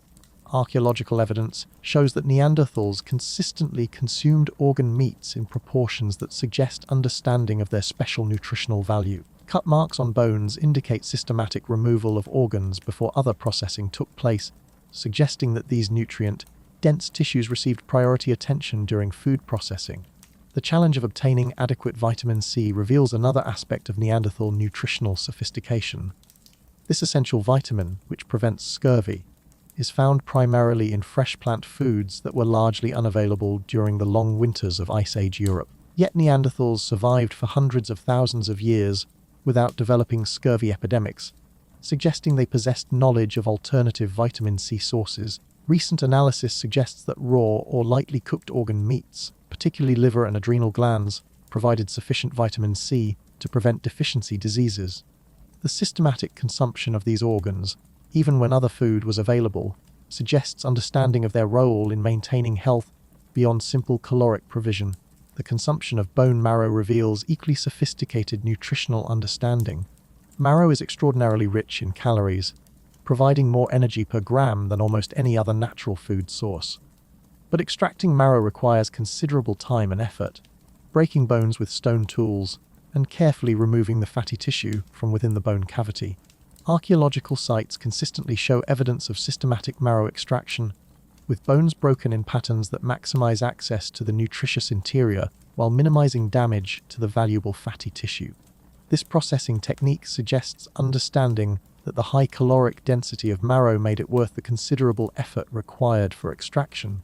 The seasonal variation in nutritional requirements also required sophisticated planning and resource management. During summer months, when plant foods provided carbohydrates and vitamins, Neanderthal diets could be more diverse and balanced. But winter survival required almost complete dependence on stored foods and animal products, creating different nutritional challenges. Evidence suggests that Neanderthals developed strategies for addressing seasonal nutritional variations. Summer gathering focused not just on immediate consumption, but on foods that could be processed and stored to provide essential nutrients during winter months. Berries were dried to concentrate vitamins. Nuts were stored to provide carbohydrates and plant proteins during the months when fresh plant foods were unavailable. The fat storage strategies of Neanderthals reveal understanding of the crucial role that lipids played in cold weather survival. Fat provides more than twice the calories per gram of protein or carbohydrates, making it the most efficient energy storage medium available to hunter-gatherer populations. But different types of fats provide different nutritional benefits. Archaeological evidence suggests that Neanderthals systematically rendered and stored different types of animal fats for different purposes. Hard kidney fats could be stored for extended periods without spoilage. Softer fats from brain and marrow provided essential fatty acids for neurological health. The systematic processing and storage of these different fat types suggests sophisticated understanding of their varying nutritional properties. The integration of plant and animal foods reveals perhaps the most sophisticated aspect of Neanderthal nutritional knowledge. While they are often portrayed as specialized hunters, evidence shows that Neanderthals understood the importance of dietary diversity for maintaining health. Plant foods provided nutrients that were difficult or impossible to obtain from animal sources, while animal products supplied nutrients that were scarce in plant foods. The timing of plant food consumption shows understanding of seasonal nutritional needs. Spring plants, rich in vitamins after winter's scarcity, were consumed when they became available. Summer berries provided antioxidants and sugars when energy demands were high. Autumn nuts provided carbohydrates and plant proteins that could be stored for winter consumption. Recent analysis of Neanderthal dental calculus has revealed microscopic plant remains that include foods with no significant caloric value but important medicinal properties. The consumption of bitter herbs and other plants that provide no nutritional benefit suggests understanding of the role these substances played in maintaining health. Early forms of preventive medicine that supplemented nutritional strategies. The water requirements of Neanderthal survival also required sophisticated planning. Humans require substantial water intake, and the need increases dramatically in cold environments where heated, dry air rapidly dehydrates the respiratory system. In environments where water sources might freeze for months, ensuring adequate hydration required planning and resource management. Archaeological evidence suggests that Neanderthals developed techniques for managing water resources during winter months. Snow and ice could be melted for drinking water, but this process required fuel resources that were themselves scarce. Evidence from some sites suggests that water was recycled and reused in ways that minimized waste while ensuring adequate hydration. The nutritional achievements of Neanderthals become even more remarkable when viewed against the backdrop of modern nutritional science. They managed to maintain health and reproductive success for hundreds of thousands of years, using only the resources available in one of the most challenging environments humans have ever inhabited. They did this without access to dietary supplements, without global food networks, without refrigeration or modern preservation techniques. Their success required intimate knowledge of nutritional principles that modern science has only recently begun to understand. They knew which foods provided which nutrients, when different foods were available, how to process foods to maximize nutritional extraction, and how to distribute resources to ensure that all group members received appropriate nutrition. As Ara completes her morning ritual of food distribution, carefully ensuring that each family member receives not just adequate calories, but the specific nutrients their bodies require, she embodies nutritional wisdom that took hundreds of thousands of years to develop. Her knowledge represents one of humanity's greatest intellectual achievements, the systematic understanding of the relationship between food and health that made survival possible in one of Earth's most unforgiving environments. The mammoth has been dead for 7 days now, and already the psychology of abundance is giving way to the familiar weight of future scarcity. Children who gorged themselves on fresh meat and rich marrow until their bellies could hold no more now watch with growing anxiety as the adults begin the grim mathematics of preservation, calculating how many days of winter the remaining carcass might sustain them. Cone cuts strips of meat with mechanical precision, his movements governed not by hunger. For the first time in weeks, hunger has been banished, but by the deeper fear that lives beneath hunger, the knowledge that this abundance is temporary, that winter is long, and that the next successful hunt is never guaranteed. To understand Neanderthal survival, we must understand the psychological toll of living in a world where feast and famine followed each other in cycles as regular and inexorable as the seasons themselves. This was not the gentle variation between plenty and want that characterizes modern food insecurity, but the stark alternation between abundance so complete that food became temporarily worthless and scarcity so absolute that families faced starvation. The psychological adaptations required for this lifestyle shaped every aspect of Neanderthal behavior. During times of abundance, The imperative was not satisfaction but maximization, consuming as much as possible while it was available, processing surplus for storage, and preparing for the inevitable return of scarcity.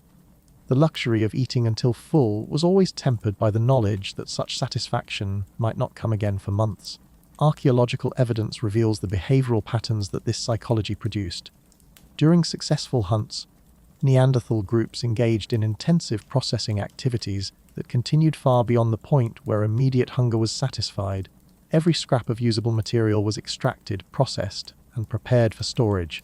Nothing that could provide calories was wasted, but abundance brought its own stresses and challenges. The sudden availability of massive quantities of food created logistical problems that required immediate solution. How do you process 3,000 pounds of mammoth meat before it spoils? How do you distribute resources fairly among group members with different needs? How do you balance immediate consumption against future storage needs? The social dynamics of abundance required sophisticated cultural mechanisms for managing temporary wealth. Archaeological evidence suggests that successful hunts triggered systematic distribution protocols that ensured all group members received appropriate shares while preventing the social tensions that could arise from unequal access to sudden abundance. These distribution systems reveal understanding of complex social psychology. During scarcity, group survival required cooperation and mutual support, but abundance could threaten group cohesion by creating opportunities for hoarding behavior that could undermine future cooperation. The cultural institutions that governed resource distribution during abundant periods were crucial for maintaining the social bonds that made survival possible during scarce periods. The transition from abundance to scarcity required psychological adaptations that modern humans rarely experience. The knowledge that today's abundance would inevitably give way to tomorrow's want required constant emotional preparation for privation. Neanderthals lived not in the present moment of satisfaction, but in the future shadow of hunger. This psychological burden is visible in the archaeological record through the patterns of food storage and consumption. Even during times of relative abundance, Neanderthal groups continued to gather and process plant foods, hunt small game, and engage in other food acquisition activities that suggest psychological inability to rely entirely on stored resources. The fear of future hunger was so powerful that it shaped behavior even when current hunger was satisfied. Archaeological sites from periods of successful hunting show continued evidence of intensive foraging activities, suggesting that abundance never completely eliminated the drive to acquire additional food resources. The psychology of scarcity was equally complex. During lean periods, every calorie became precious, requiring decisions about resource allocation that could determine life and death. Who eats first when food is scarce? How do you balance current hunger against future needs? When do you make the terrible decision to consume seed grain or emergency reserves? Archaeological evidence suggests that Neanderthal groups developed cultural protocols for managing scarcity that prioritized group survival over individual comfort. These protocols likely included systematic rationing systems that ensured available resources were distributed to maximize group survival rather than individual satisfaction. The hierarchies that governed resource access during scarcity reveal sophisticated understanding of group dynamics and survival priorities. Evidence suggests that certain individuals, successful hunters, pregnant women, young children, received priority access to scarce resources based on their importance to group survival and future reproductive success. But these hierarchies were not rigid or permanent. The same individuals who received priority during scarcity were expected to assume greater risks and responsibilities during hunting and food acquisition activities. The social systems that governed resource access were based on reciprocal obligations that balanced privilege against responsibility. The psychological stress of managing feast and famine cycles required cultural mechanisms for maintaining mental health and group morale during difficult periods. Evidence suggests that Neanderthal groups developed ritualized behaviors and social practices that helped individuals cope with the psychological burden of constant uncertainty about future food security. Storytelling, social grooming, and shared activities around hearths provided psychological support during stressful periods. These activities served not just as entertainment, but as crucial psychological interventions that maintained group cohesion and individual mental health during the most challenging aspects of Ice Age survival.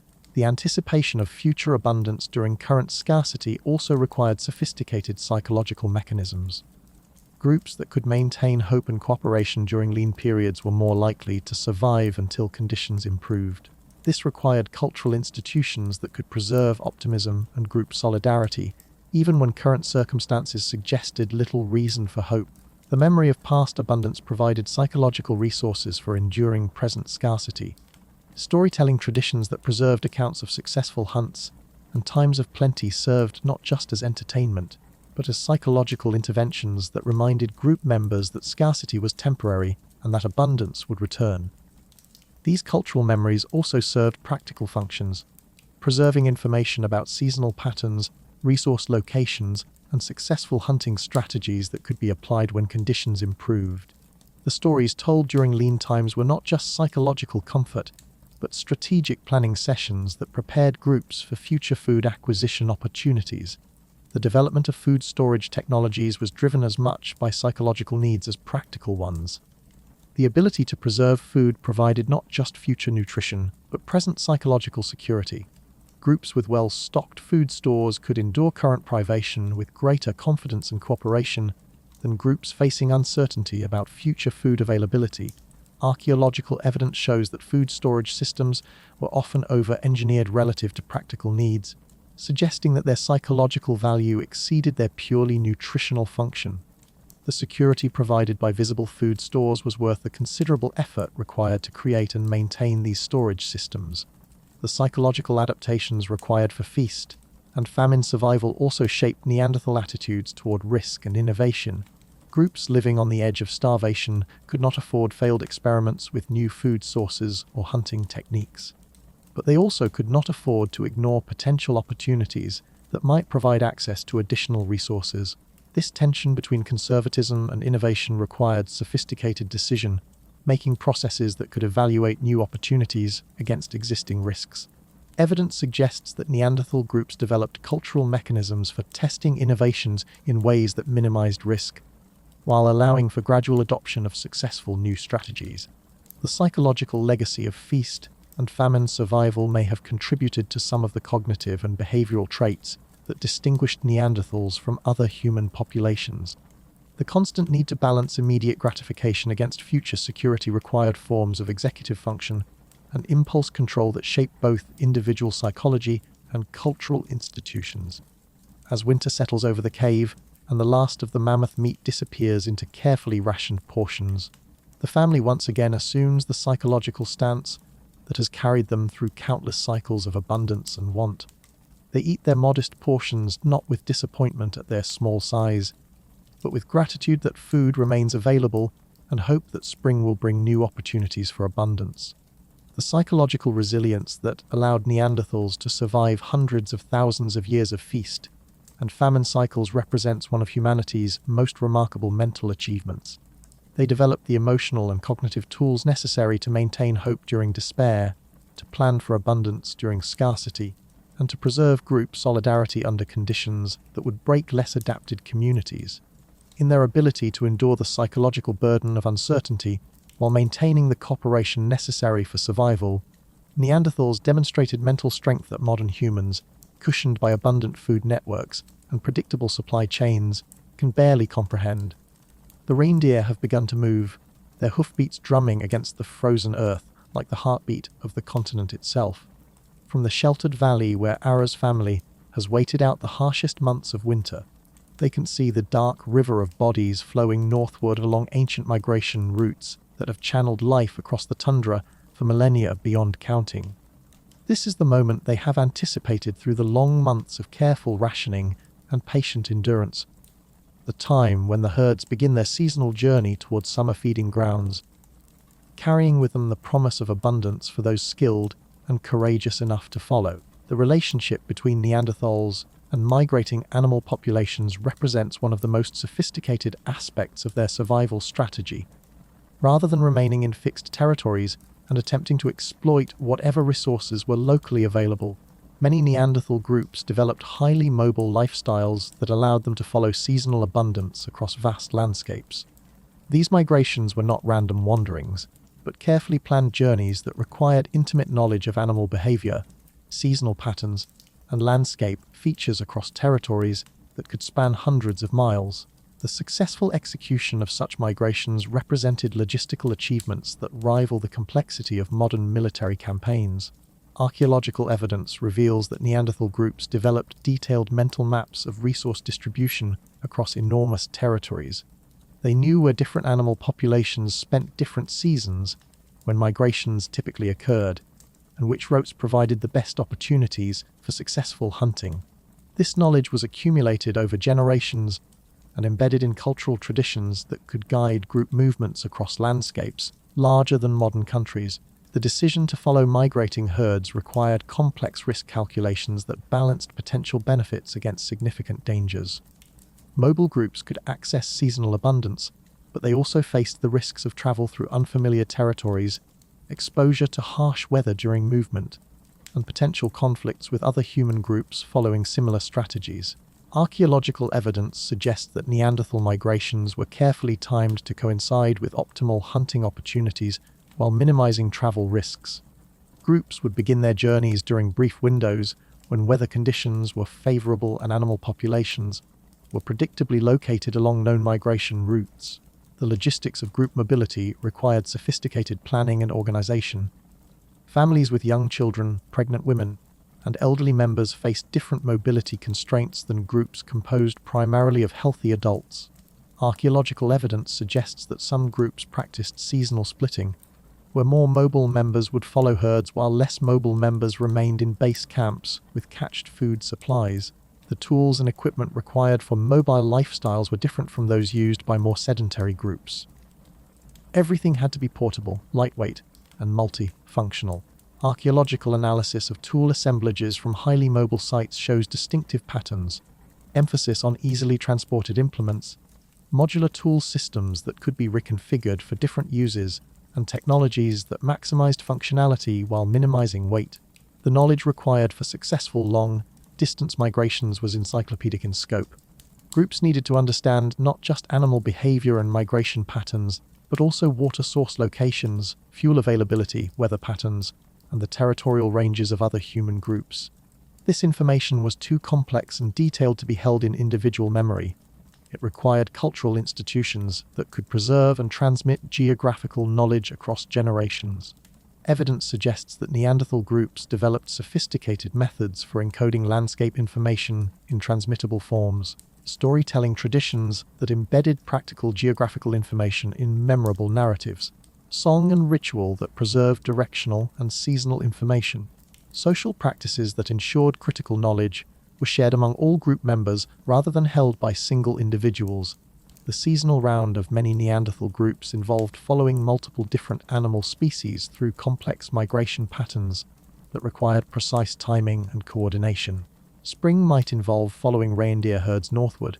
Summer could focus on horse populations moving to seasonal grazing areas. Autumn hunting might target mammoth groups preparing for winter. Each species had different behavior patterns, required different hunting strategies, and followed different seasonal schedules. The successful coordination of human movements with multiple animal migration patterns required planning abilities and environmental knowledge that speaks to remarkable cognitive sophistication. The archaeological evidence for Neanderthal mobility is written in the distribution patterns of stone tools and raw materials. High-quality stone types that were available only in specific geographical locations appear at sites hundreds of miles from their sources, indicating that groups either traveled long distances to access these materials or participated in exchange networks that moved resources across vast territories. The movement of raw materials also reveals information about the scale and complexity of Neanderthal mobility patterns. Some stone tools show evidence of being curated, transported, maintained and resharpened over long distances and extended time periods. This curation behavior suggests that groups planned their tool needs carefully to minimize the weight they carried while ensuring access to necessary implements throughout their seasonal rounds. The social coordination required for group mobility created cultural institutions that managed the complex logistics of moving families across dangerous landscapes. Evidence suggests that mobile groups developed specialized roles and responsibilities that ensured efficient travel while maintaining group cohesion and security. Advanced scouts would travel ahead of the main group to gather information about resource availability, weather conditions, and potential hazards. Experienced trackers would monitor animal movements and predict optimal hunting opportunities.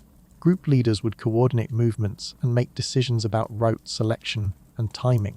The camps established by mobile groups reveal sophisticated understanding of site selection criteria that balanced multiple competing needs.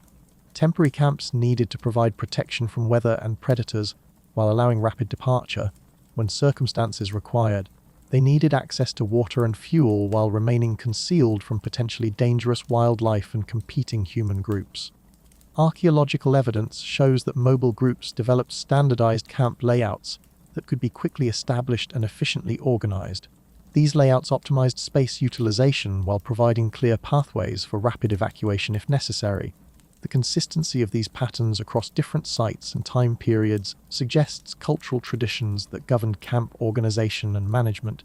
The navigation techniques used by mobile Neanderthal groups required remarkable environmental awareness and spatial reasoning abilities. Without compasses, maps, or other technological aids, groups had to navigate across featureless landscapes using natural landmarks, celestial cues, and environmental indicators. Evidence suggests that Neanderthal groups developed sophisticated wayfinding techniques that integrated multiple types of environmental information.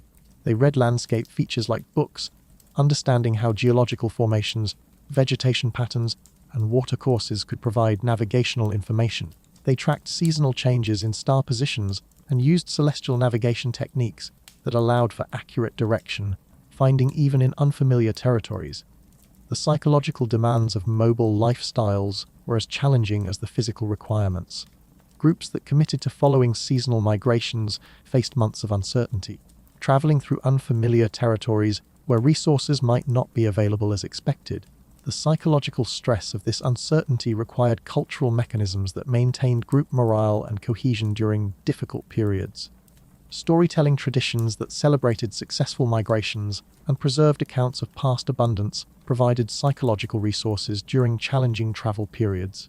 Ritual practices that marked significant waypoints and celebrated successful arrivals at seasonal destinations helped maintain group identity and purpose during long journeys. The mobile lifestyle also required different approaches to resource management than those used by more sedentary groups. Mobile groups could not accumulate large stores of material possessions, but they could maintain detailed knowledge of resource locations across vast territories. Their wealth was measured not in stored goods, but in accumulated geographical and ecological knowledge. The relationship between human mobility and animal migrations created feedback loops that shaped both human behavior and animal population dynamics. Successful human hunting could influence animal migration patterns, while changes in animal behavior required corresponding adaptations in human mobility strategies. Evidence suggests that some Neanderthal groups developed hunting strategies specifically designed to influence animal movements in ways that created future hunting opportunities. Controlled burning might be used to create grasslands that attracted grazing animals. Strategic hunting pressure might be applied to redirect animal movements toward areas that favored human hunting success. As Ara's family joins the great seasonal movement across the awakening landscape, they become part of an ancient dance between predator and prey, intelligence and instinct, human planning and natural rhythm. Their successful participation in this dance represents one of humanity's earliest achievements in landscape scale resource management, the ability to coordinate human behavior with natural systems in ways that enhanced survival while maintaining ecological balance. The migrations that carried Neanderthal groups across Ice Age Europe were more than simple movements in search of food. They were sophisticated expressions of human intelligence applied to the challenges of survival in a dynamic, seasonal environment. They required forms of knowledge, planning, and social coordination that challenged the cognitive limits of human consciousness and produced cultural achievements that sustained our ancestors through hundreds of thousands of years of environmental change. In the deepest chamber of the cave, where shadows dance with ancient purpose, and the walls seem to breathe with accumulated years of human presence, Ara prepares the evening meal with movements that transcend mere food preparation. Her hands move with reverent precision as she arranges the day's modest portions, each placement guided not just by practical considerations of nutrition and distribution, but by patterns of meaning that connect this simple act to the larger rhythms of existence and survival. The mammoth bone that serves as her serving surface bears the marks of countless similar meals, its surface worn smooth by generations of hands that understood food not merely as fuel for the body, but as sacred substance that carried within it the life force of the animals who died to sustain human existence. To understand Neanderthal survival, we must recognize that food acquisition and consumption were never purely practical activities, but were embedded within complex systems of meaning and belief that gave purpose and structure to the daily struggle for existence. The archaeological evidence reveals patterns of behavior around food that suggest sophisticated spiritual and philosophical frameworks that transformed the brutality of Ice Age survival into meaningful human experience. The treatment of animal remains at Neanderthal sites reveals behaviors that go beyond simple utilitarian processing. Certain bones show evidence of careful arrangement that serves no obvious practical purpose. Skulls are sometimes found positioned in ways that suggest intentional placement rather than random discard. Evidence of what may be ritual deposits of animal remains suggests that the relationship between Neanderthals and their prey included spiritual dimensions that recognized the sacrifice involved in taking life to sustain life. At sites like Drachenloch Cave in Switzerland, collections of cave bear skulls were found arranged in patterns that some archaeologists interpret as evidence of ritual behavior. While the interpretation of such finds remains controversial, the careful positioning of these remains suggests that animal death and human survival were connected within cultural frameworks that went beyond simple predator-prey relationships. The sharing of food within Neanderthal groups reveals cultural institutions that transformed biological necessity into social ritual. Archaeological evidence shows that food distribution followed patterns too systematic to be explained by simple hunger satisfaction. Certain cuts of meat consistently went to specific categories of individuals. Particular organs were reserved for particular occasions. The bones themselves were processed according to standardized procedures that suggest cultural traditions governing food handling. These distribution patterns reveal that food sharing served functions beyond simple nutrition. The act of giving and receiving food created and maintained social bonds that were essential for group survival.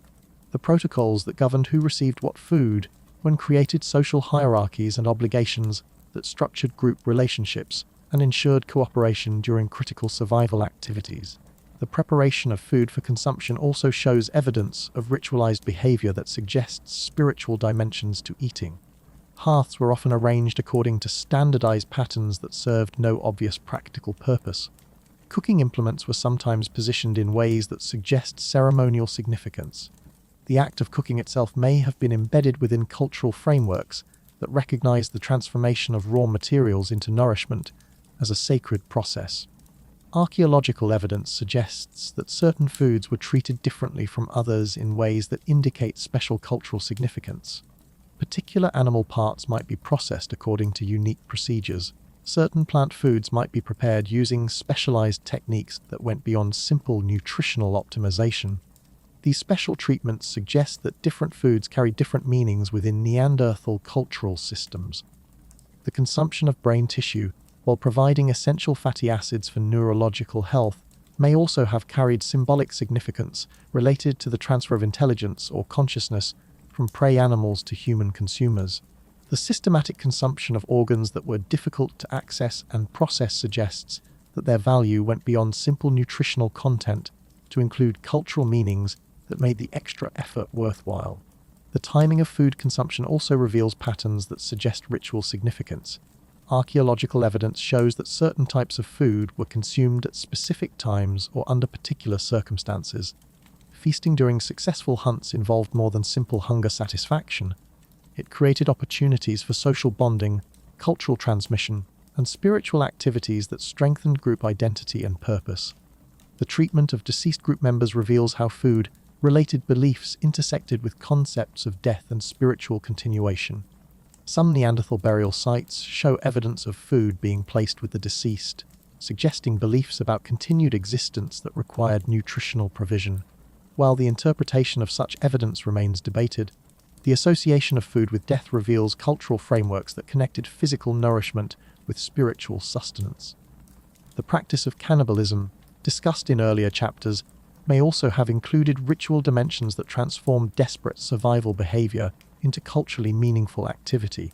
If human flesh was consumed within ceremonial frameworks that honored the deceased while sustaining the living, such practices would represent complex cultural adaptations that maintained social meaning even under the most extreme survival pressures.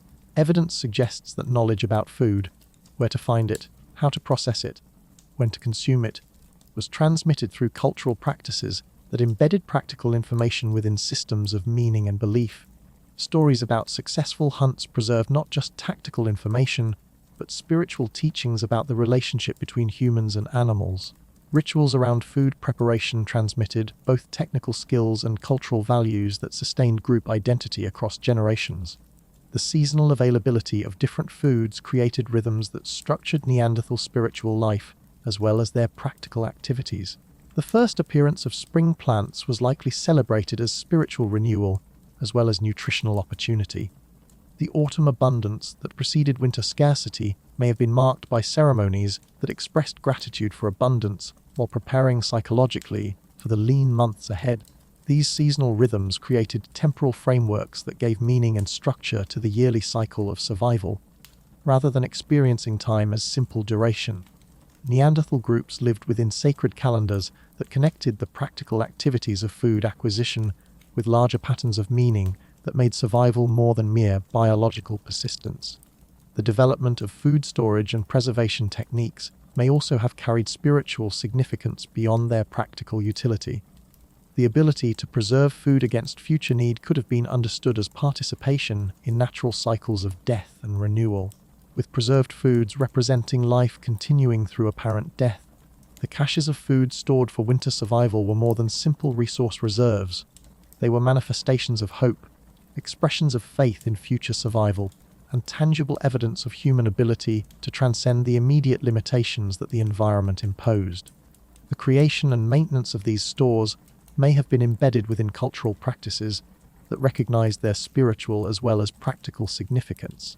The archaeological evidence also suggests that certain locations held special significance for food-related activities.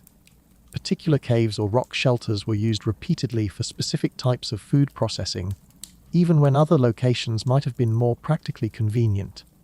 These patterns suggest that some places were considered sacred in ways that connected food acquisition with spiritual practice. The tools used for food processing may also have carried ceremonial significance beyond their practical functions. Certain implements show evidence of special care in their manufacture and maintenance that goes beyond utilitarian needs. Some tools were decorated or modified in ways that served no obvious practical purpose, suggesting that they held cultural meanings that made them valuable beyond their simple functionality. The knowledge required for successful food acquisition was likely embedded within cultural traditions that connected practical skills with spiritual teachings. Learning to hunt was not just acquiring technical ability, but accepting responsibility for taking life to sustain life. Learning to process plants involved understanding the sacred relationships between humans and the natural world that provided sustenance.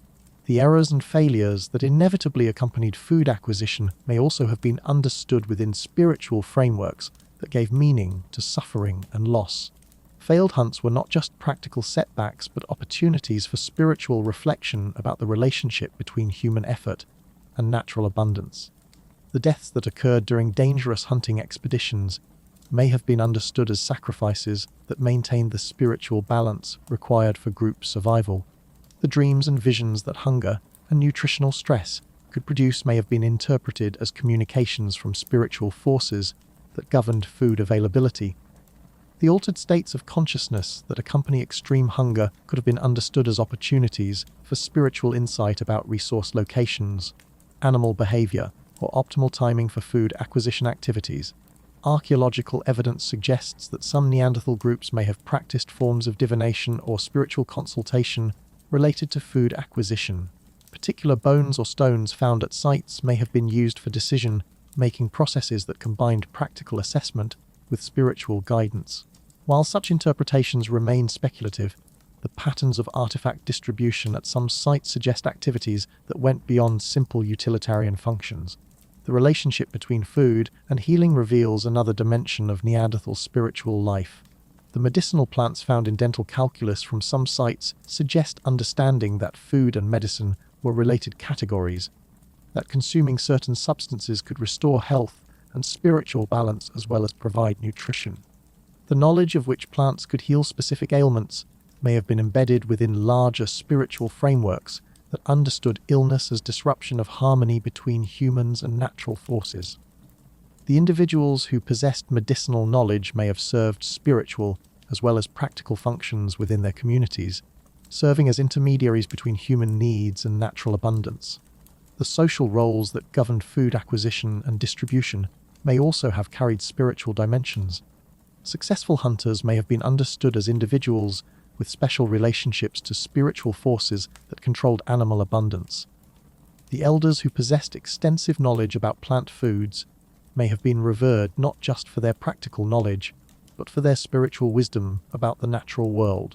As Ara completes the evening distribution of food, offering quiet words of gratitude that honor both the animals who died to provide sustenance and the natural forces that made survival possible, she participates in cultural traditions that transformed the brutal necessities of Ice Age survival into meaningful human experience. The food that sustains her family carries within it not just the calories and nutrients required for biological survival, but the accumulated spiritual meanings that connected their daily struggle with larger purposes and patterns that made existence more than simple persistence. In her reverent handling of each morsel, she embodies the sophisticated cultural achievements that allowed Neanderthal communities to maintain hope, purpose, and social cohesion through hundreds of thousands of years of environmental challenge. The sacred dimensions of Neanderthal food culture reveal that even under the most extreme survival pressures, human consciousness seeks and creates meaning that transcends immediate biological needs. Their spiritual relationship with food represents one of humanity's earliest achievements in creating cultural frameworks that could sustain hope and purpose in the face of constant uncertainty and frequent suffering. In the pale light filtering through the cave entrance, small hands move with determined concentration as 5-year-old Naya attempts to crack nuts the way her grandmother has shown her countless times. The stone hammer trembles in her grip, too heavy for her developing muscles, but her face shows the fierce focus of a child who understands, with the intuitive clarity that only the young possess, that this skill might someday mean the difference between life and death. Ara watches patiently, allowing Naya to struggle with the task, resisting the urge to take the tools and complete the work more efficiently. The nuts are precious, and winter stores are running low, but the knowledge being transmitted in this moment is more valuable than any immediate nutritional gain. In Naya's clumsy attempts, the accumulated wisdom of hundreds of generations passes from old hands to young, ensuring that essential survival skills will persist beyond any individual lifetime. The transmission of food-related knowledge to children represents one of the most critical aspects of Neanderthal survival strategy. Unlike many animal species where survival skills are largely instinctual, human survival in Ice Age environments required complex cultural knowledge that had to be deliberately taught and carefully learned. The failure to successfully transmit this knowledge across generations would have meant extinction for entire family lines. Archaeological evidence reveals that Neanderthal children began learning food-related skills at remarkably early ages. Stone tools found at family sites include miniature implements that appear to have been made specifically for child-sized hands. These tools show evidence of use, suggesting that children as young as 4 or 5 were actively participating in food processing activities under adult supervision. The learning process began with observation and imitation. Children spent countless hours watching adults perform essential tasks, gradually absorbing the subtle details of technique that could not be communicated through simple verbal instruction. They learned to recognize the difference between successful and unsuccessful tool strikes, to understand the relationship between applied force and desired results, to develop the hand-eye coordination required for precision work, but observation alone was insufficient for mastering the complex skills required for survival. Children needed hands-on practice that allowed them to develop muscle memory and technical proficiency, while receiving feedback that could correct errors before they became habitual.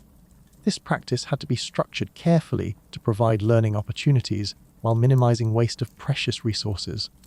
Archaeological evidence suggests that adult supervision of children's learning activities was sophisticated and systematic.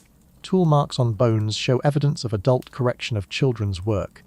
cuts that were initiated by young hands but completed by experienced adults, suggesting teaching methods that allowed children to practice, while ensuring that resources were not wasted through inexperienced mistakes. The progression of skills training followed developmental stages that matched children's growing physical and cognitive abilities. Young children began with simple tasks like gathering plant foods that required recognition skills but minimal technical ability. As they grew stronger and more coordinated, they gradually took on more complex responsibilities that required greater precision and judgment. Learning to identify edible plants was among the first critical skills that children had to master. This knowledge was literally a matter of life and death, as mistakes in plant identification could result in poisoning that might kill not just the child, but anyone who shared incorrectly identified foods. The teaching methods used to transmit botanical knowledge had to ensure perfect accuracy, while accommodating the learning limitations of young minds. Evidence suggests that plant identification was taught through multiple reinforcing methods. Children learned through direct instruction, where adults explicitly identified different species and their characteristics. They learned through guided practice, where they made identifications under adult supervision and received immediate feedback. They learned through storytelling, where plant knowledge was embedded in memorable narratives that could be easily recalled. The seasonal nature of plant availability meant that children had to learn to recognize species during brief windows when they were visible and available. Missing these learning opportunities could mean waiting an entire year for the next chance to observe particular plants in their natural state. This constraint required teaching methods that could rapidly transmit complex information during limited time periods. Archaeological analysis of children's teeth from Neanderthal sites reveals that youngsters were consuming diverse diets that included foods requiring sophisticated processing skills. This suggests that children were not just learning about food acquisition, but were actively participating in complex food processing activities that contributed to family survival while providing practical education. The learning of hunting skills required different pedagogical approaches that could transmit dangerous knowledge safely. Children could not be allowed to participate directly in mammoth hunts or other high-risk activities, but they needed to acquire the skills and knowledge that would eventually make them effective hunters. This requirement led to the development of training methods that could teach hunting skills through safer proxy activities. Evidence suggests that children learned hunting skills through graduated participation in progressively more challenging activities. They might begin by learning to track small animals, developing the observational skills required to read signs and interpret animal behavior. As they grew older and more skilled, they could participate in hunts for smaller, less dangerous prey before eventually joining adult hunting parties. The tools made for children reveal sophisticated understanding of developmental learning needs. Child-sized spears found at some sites show evidence of careful craftsmanship that created functional weapons appropriate for young users. These tools were not toys but working implements that allowed children to develop real skills while using equipment matched to their physical capabilities. The social aspects of children's education were equally important. Children learned not just individual skills, but the cultural frameworks that governed food sharing, resource distribution, and cooperative behavior. They observed how adults made decisions about resource allocation, how conflicts over food were resolved, and how social hierarchies influenced access to different types of nutrition.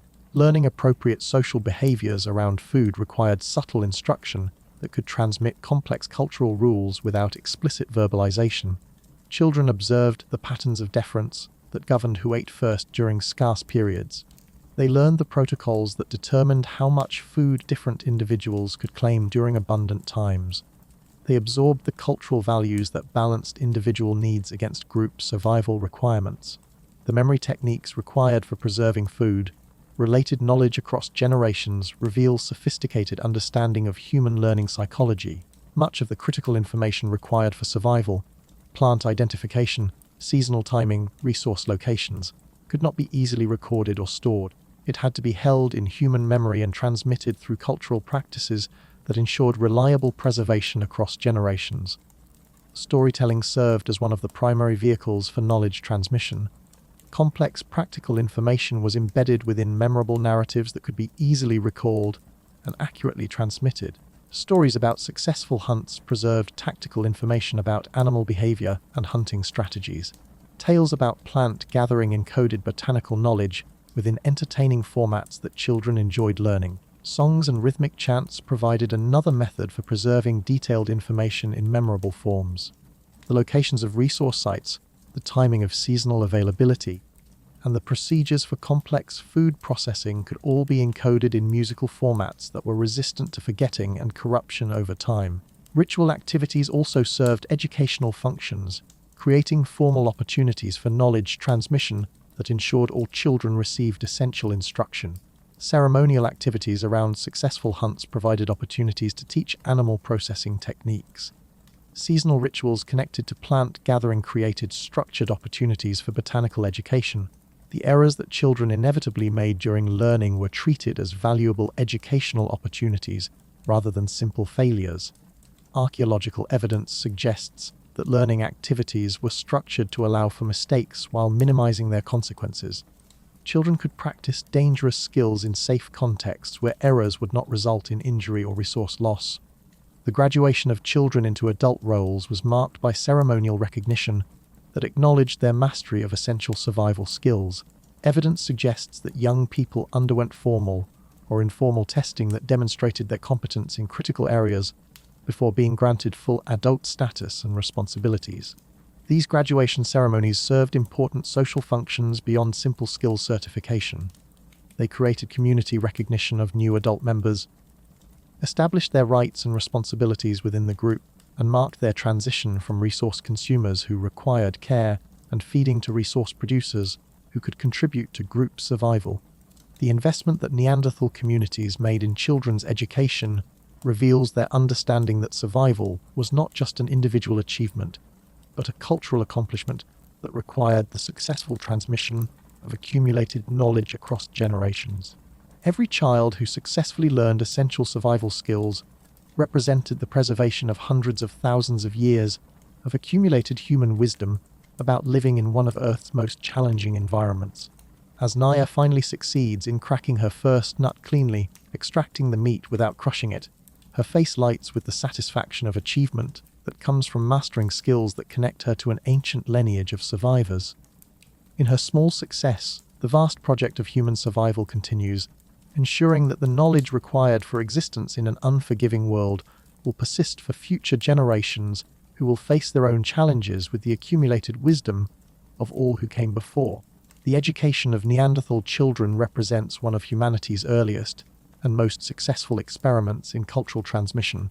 The development of teaching methods that could preserve and transmit complex survival knowledge across generations while adapting to changing environmental conditions and evolving cultural needs. The reindeer did not come this year. For 40 summers, the herds had returned to the river crossing where Colm's grandfather had taught him to wait, where his grandfather's grandfather had waited before that, where the ancient hunting songs spoke of abundance stretching back to beginning of memory.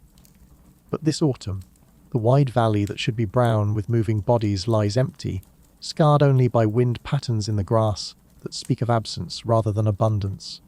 In the cave that has sheltered his family for generations, Colm examines their winter stores with the grim calculation of a man who understands that the old patterns are breaking down, that the world their ancestors knew is passing away, and that the skills and knowledge that sustained their people for hundreds of thousands of years may no longer be sufficient for survival in a changing world. The extinction of the Neanderthals remains one of archaeology's most haunting mysteries. The disappearance of a human population that had successfully survived ice ages, climate catastrophes, and environmental challenges that would have defeated less adapted peoples. They vanished not suddenly, but gradually, their populations declining over millennia until the last individuals died in caves that had sheltered their ancestors for countless generations. Climate change played a central role in their extinction, but not in the simple way that popular narratives suggest. Neanderthals had survived previous ice ages and climate fluctuations that were more severe than the changes that accompanied their final decline. Their extinction was not the result of being unable to adapt to cold weather. They were supremely adapted to cold weather, but of being too specifically adapted to environmental conditions that were disappearing from the world. The warming that began around 40,000 years ago transformed the ecosystems that Neanderthals had mastered. The vast steppes that supported enormous herds of mammoth, woolly, and other megafauna began to fragment into forests and woodland environments that supported different animal communities with different behaviors and different vulnerabilities to human hunting. The megafauna that had provided the foundation of Neanderthal survival began to disappear, not because of climate change alone, but because of the combination of environmental pressure and hunting pressure from both Neanderthal and modern human populations. Mammoth populations that had sustained human groups for hundreds of thousands of years dwindled and then vanished entirely from most of their former range. As the large animals disappeared, Neanderthal groups were forced to rely increasingly on smaller prey that required different hunting strategies and provided less nutritional return for equivalent effort. The shift from occasional mammoth hunting that could feed entire groups for weeks to constant pursuit of smaller animals that provided only daily subsistence changed the entire structure of Neanderthal society. The social organizations that had evolved around the feast or famine cycles of megafauna hunting became maladaptive when applied to the more consistent but smaller scale food acquisition required in changing environments. The cooperative behaviors that made mammoth hunting possible became less relevant when survival depended on individual or small group exploitation of dispersed resources. Archaeological evidence shows that late Neanderthal populations became increasingly isolated from each other as environmental changes fragmented their territories and reduced population densities. The knowledge-sharing networks that had allowed different groups to coordinate their activities and share survival information broke down as groups became separated by increasing distances and decreasing population sizes. The arrival of modern humans in Europe around 45,000 years ago created additional competitive pressure on resources that were already becoming scarce. While there is limited evidence for direct conflict between Neanderthals and modern humans, the two populations were competing for many of the same resources in environments that were becoming less capable of supporting large human populations. Modern humans brought technological innovations that provided competitive advantages in the changing environments. More sophisticated projectile weapons allowed for more efficient hunting of smaller prey.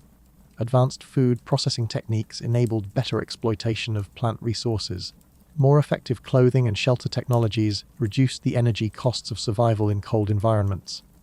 But perhaps most importantly, modern humans brought social technologies, language systems, cultural institutions, and knowledge-sharing mechanisms that allowed for more rapid adaptation to changing conditions. While Neanderthal cultural adaptation occurred slowly over many generations, modern human populations could develop and spread new survival strategies within single generations. The genetic evidence suggests that some interbreeding occurred between Neanderthal and modern human populations, indicating that the extinction was not the result of simple replacement, but involved complex interactions that included both competition and occasional cooperation. Some Neanderthal genes persist in modern human populations, suggesting that aspects of their biological adaptations were valuable enough to be preserved through genetic transmission. But the cultural knowledge that represented Neanderthals' greatest achievement, their sophisticated understanding of Ice Age survival, largely disappeared with them. The techniques for hunting megafauna, the knowledge of plant foods specific to glacial environments, the social organizations adapted to extreme feast or famine cycles, all of this accumulated wisdom vanished when the last Neanderthal populations died out. The final Neanderthal populations survived longest in refugia, isolated areas where environmental conditions remained favorable and competition from modern humans was limited. Sites like Gorham's Cave in Gibraltar show evidence of Neanderthal occupation as recently as 28,000 years ago, indicating that some groups persisted long after their disappearance from most of Europe. These final populations show evidence of cultural simplification and reduced technological sophistication compared to earlier Neanderthal groups. Their tool assemblages are less diverse, their hunting strategies appear less sophisticated, and their social organizations seem to have been smaller and less complex than those of their ancestors. The archaeological record of these final populations is poignant in its evidence of people struggling to maintain traditional ways of life in a world that no longer supported them. They continued to make tools according to ancient patterns, even when the raw materials were no longer readily available. They persisted in hunting strategies adapted to prey species that were becoming extinct. They maintained cultural practices designed for large group settings, even as their populations dwindled to small, isolated families. Some evidence suggests that final Neanderthal populations may have adopted certain technologies and practices from modern human groups, indicating attempts at cultural adaptation that came too late to prevent extinction. But these adaptive efforts were constrained by the depth of their specialization to environmental conditions that were disappearing from the world.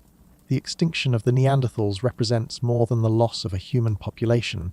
It represents the end of humanity's longest running survival experiment. For over 300,000 years, Neanderthal populations had demonstrated that human intelligence could master even the most challenging environmental conditions, that cultural knowledge could overcome biological limitations, and that cooperative social organizations could sustain conscious beings through catastrophic environmental changes. Their disappearance marked the end of cultural traditions that had preserved and transmitted survival knowledge across thousands of generations. The songs that encoded the locations of resource sites, the stories that preserved hunting strategies, the rituals that maintained social cooperation, all of these cultural achievements vanished with the people who had created and maintained them. The caves that had provided shelter for countless generations fell silent. The hearths that had burned continuously for millennia grew cold. The ancient patterns of seasonal movement that had connected human communities with natural rhythms were broken forever. Yet in their extinction, the Neanderthals left behind more than archaeological remains and fossil bones. They left evidence of humanity's remarkable capacity for survival, adaptation, and cultural achievement under the most challenging conditions imaginable. Their success in mastering Ice Age survival for hundreds of thousands of years demonstrates the potential of human intelligence and cooperation to overcome seemingly impossible environmental challenges. As winter settles over the landscape, where the last Neanderthal families once struggled to maintain ancient ways of life in a changing world, their story serves as both inspiration and warning. They show us what human beings can achieve when intelligence, cooperation, and cultural knowledge are combined in service of survival. But they also remind us that even the most successful adaptations can become liabilities when environments change faster than cultural systems can evolve. The empty caves that once echoed with human voices, the cold hearths that once warmed human communities, the silent landscapes that once supported human dreams, all serve as monuments to one of humanity's greatest achievements and most profound losses.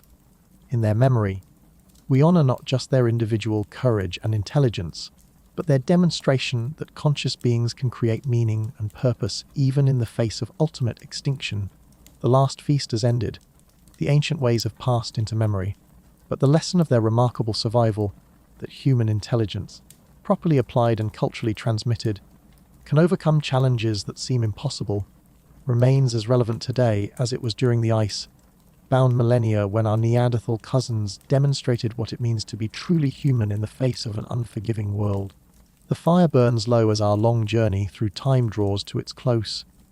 The shadows that dance on these modern walls carry within them the memory of countless other fires, countless other meals shared by families who measured their survival not in years, but in the precious calories that could be extracted from an unforgiving world. We have traveled together through the daily reality of Neanderthal survival, witnessed the sophisticated intelligence they brought to the fundamental challenge of finding enough food to see another dawn. We have seen how they transformed the brutal mathematics of starvation into complex cultural achievements that sustained human consciousness through hundreds of thousands of years of environmental challenges that would have defeated less adapted peoples. Their story is not a simple tale of primitive people struggling with crude tools against a hostile environment.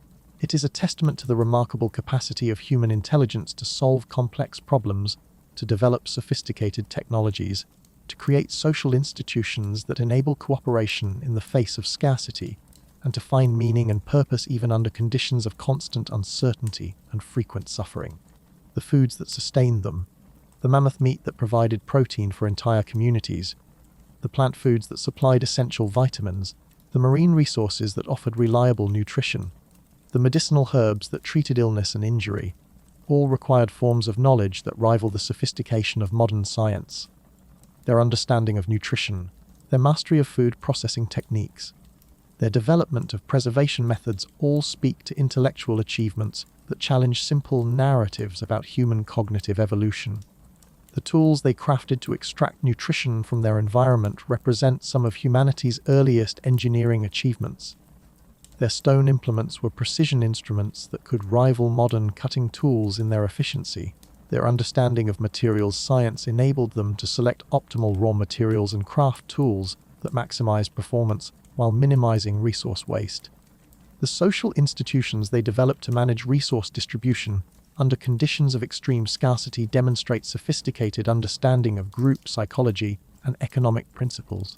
Their mechanisms for sharing food, for managing conflicts over resources, for maintaining cooperation during times of abundance and want, all reveal cultural achievements that enabled group survival in circumstances where individual survival was impossible. Their relationship with the seasonal rhythms of their environment shows remarkable integration between human culture and natural systems. They developed mobility strategies that allowed them to follow resource abundance across vast landscapes. They created storage technologies that enabled them to preserve surplus food for times of scarcity. They maintained knowledge systems that could predict resource availability across complex temporal and spatial patterns. The transmission of their survival knowledge across generations required educational systems that could preserve and communicate complex information without written language or permanent records.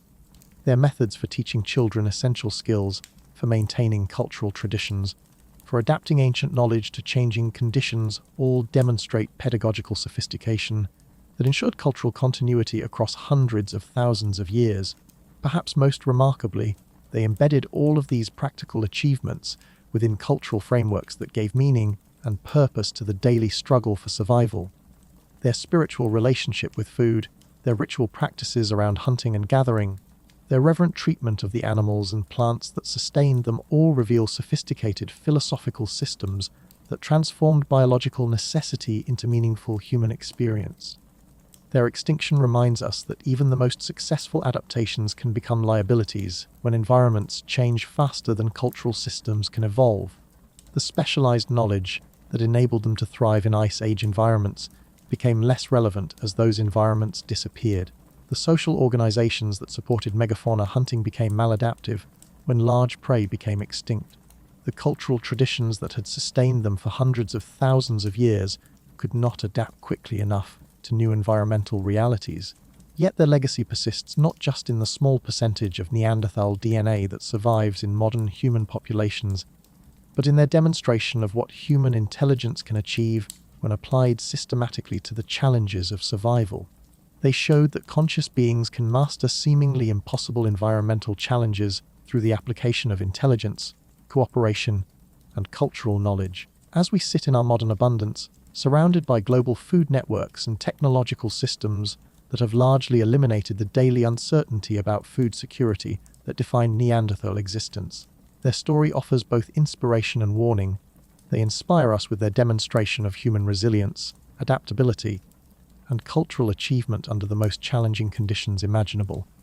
But they also warn us about the dangers of over-specialization, about the risks of cultural systems that cannot adapt quickly enough to environmental change, about the fragility of even the most successful survival strategies when confronted with unprecedented challenges.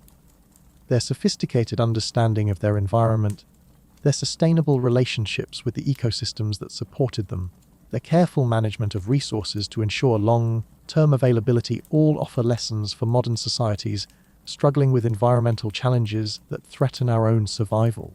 They demonstrated that human intelligence can create sustainable relationships with natural systems, but only through deep understanding, careful management, and cultural institutions that prioritize long-term survival over short-term abundance. The empty caves where they once lived, the cold hearths where they once cooked their meals, the silent landscapes where they once struggled and succeeded and ultimately failed, all serve as monuments to one of humanity's greatest achievements. They prove that conscious beings can create meaning, purpose, and cultural beauty even under conditions of constant hardship and ultimate mortality. Their story teaches us that survival is not just a biological imperative, but a cultural achievement that requires intelligence, cooperation, and the transmission of accumulated knowledge across generations.